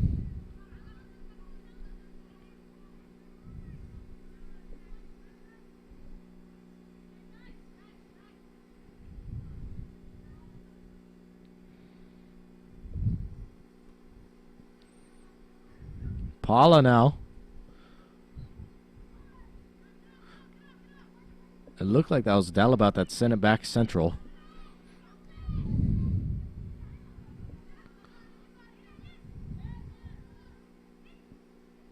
And the setup this time. And the assist and goal coming off of the foot of Laura Linares. That's her second goal of the day.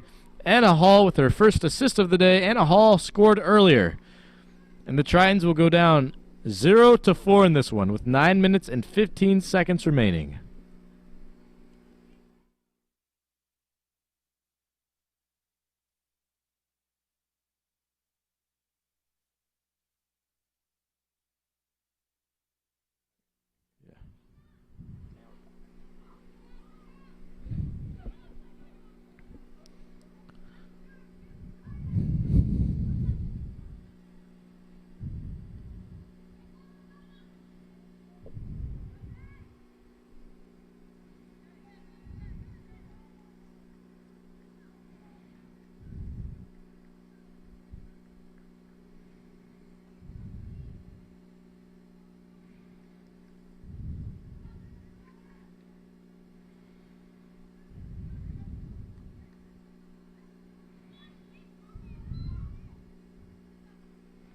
Flavie Saez now. Work it over to Herbst. Herbst will lose it.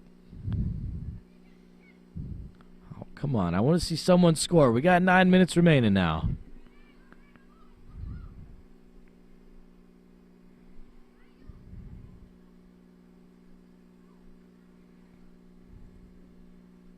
Well, the ball will be placed down to Judah Gonzalez.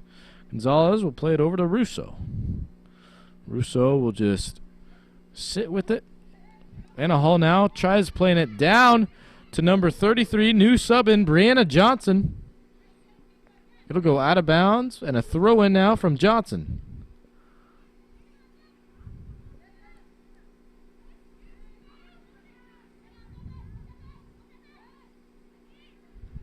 Ooh, and the crossover.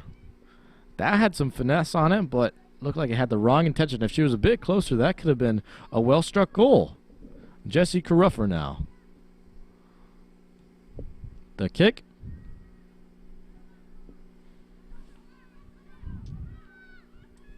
Here comes Boza the other way. She will have an opportunity.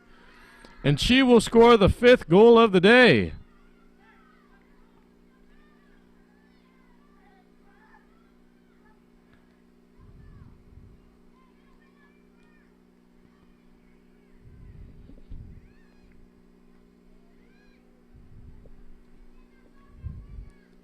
Bozo with the well-struck ball. I said earlier I was surprised we hadn't seen her score yet. And she finally did at the 7-minute, 55-second mark. 5-0 now.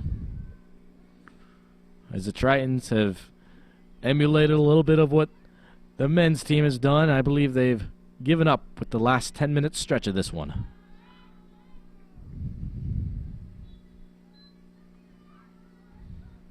Flavie Saya is going to play it back now. Go back over to Frege, and it'll go out of bounds.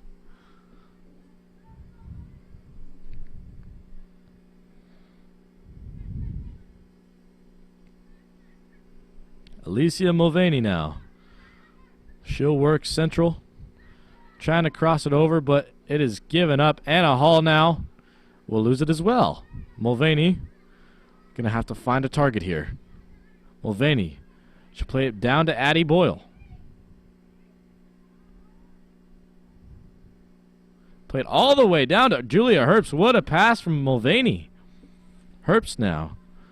She'll work with it. She'll look to go for this goal. No, just right. 7 minutes now, ticking away. Play it over to Russo.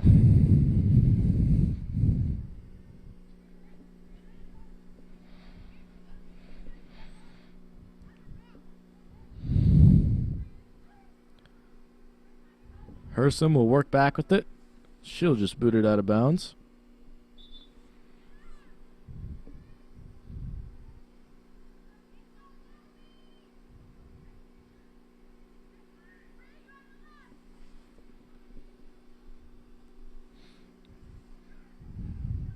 Johnson will be subbed out. We'll have some subs coming in now. Number 25 for Iowa Western, Zoe Brown will be subbed in. She'll throw it in and lose that one.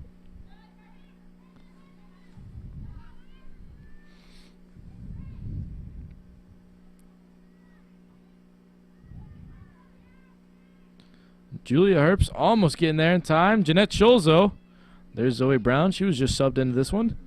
She'll play it back to her goalkeeper.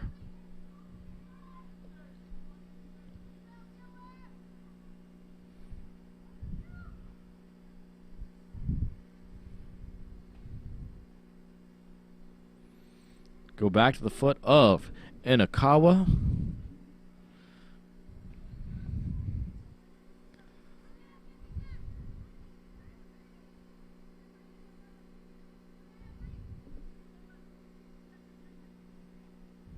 Russo now. Going to try to play it down. She kicks it.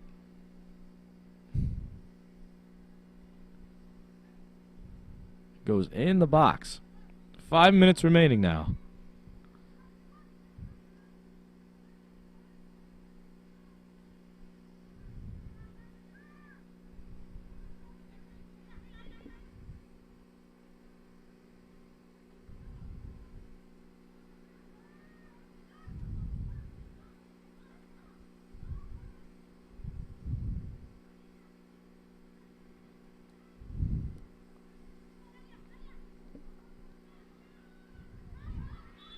And a handball will be called.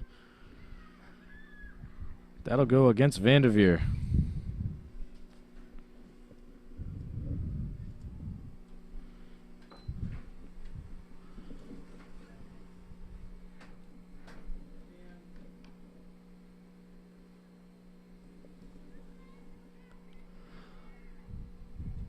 Let's see how close she'll be. It may be a penalty shot.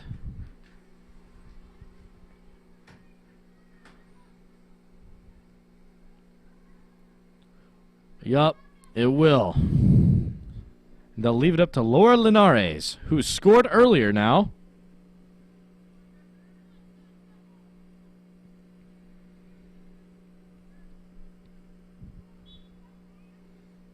Awaiting the kick is Jessie Caruffer. Here it comes. She goes left. She will score the 6th goal of the game. Linares now having her 2nd to go her way. And this is just excellent play from Iowa Western. Really great job done here by their girls squad and guys squad. Both teams will be leaving Harlan Rogers Sports Complex undefeated still. The girls will go 5-0, and the boys' record will end up being 6-0 after they advance today. Mulvaney now. She'll work with it. She'll go all the way down.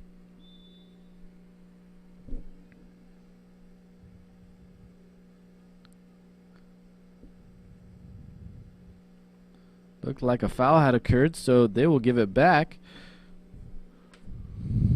The other way. 4 minutes remaining now. Play it back to the goalkeeper now.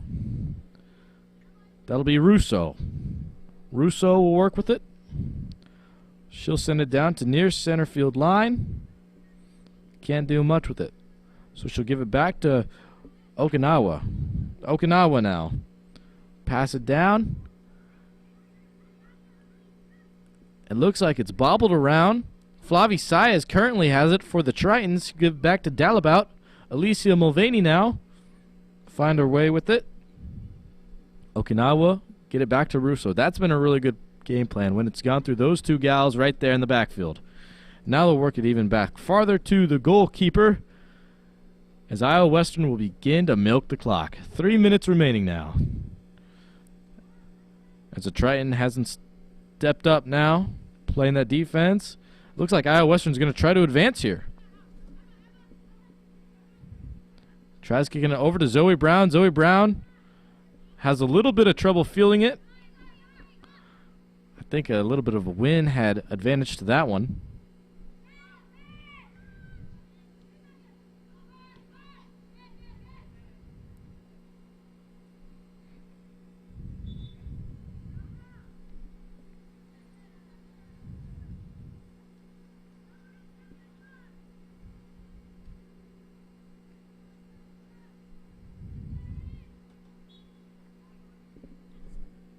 Here comes the throwing now from Ella Pelletier. Oh, that was nearly a handball coming off of Medina Ashley. Ball will go the other way now. Okinawa.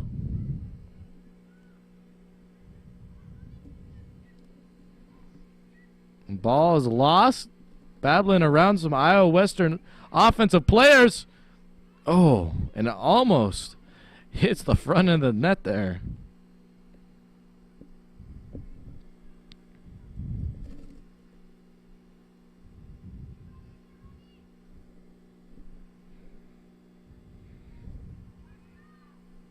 Hersom now.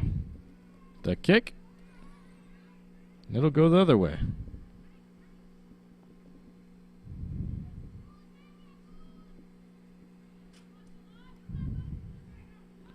Zoe Brown trying to work to chase the ball down, but she is not quick enough that time.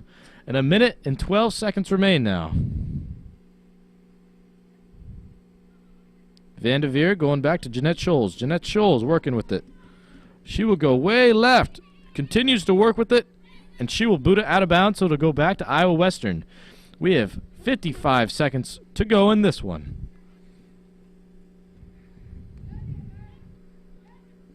Ooh, Vanderveer close to getting another handball, though, there. Lucky that time. Nydia Clark now going to play more central. Here comes the ball flying over. And now Medina. As Hersom will boot it out, presumably one last time with 30 seconds to go here. Ball will be played back now. Zoe Brown. She'll try to boot it into play of the goalie. As Russo steps on Herbst, doesn't let her get possession of the ball there. 12 seconds now. Herbst chases to get there. Oh, not quick enough once again. 5, 4, 3. As the clock ticks away, Okinawa last to have possession of the ball. And that'll do it at Harlan Rogers Sports Complex.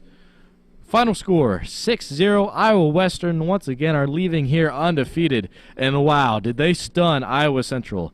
Iowa Central coming into this game, one of the top offensive playmakers in terms of team-wise when it comes to from Herbst and Mulvaney, and they shut them down to 0 points, and I really can't believe it. I did not think Iowa Central would go a single game this year without scoring a single goal in a game, but it has happened. Iowa Western obviously must be the favorites to win the conference after this performance. My favorite goal of the day all around had to have been that corner kick from Okinawa when she sent it all the way into Laura Linares. Laura Linares finished with another goal on the day. She got the penalty shot to go her way. Otherwise, a rough day for Tritons, but at least there's room to build on. We see where our weaknesses are now. We can head into the playoffs knowing them. We can prepare for them and get right back at it for next time. Otherwise, you've listened to Hank Ambrose in the booth here. Thank you for tuning in to Triton Nation, and we will catch you next time.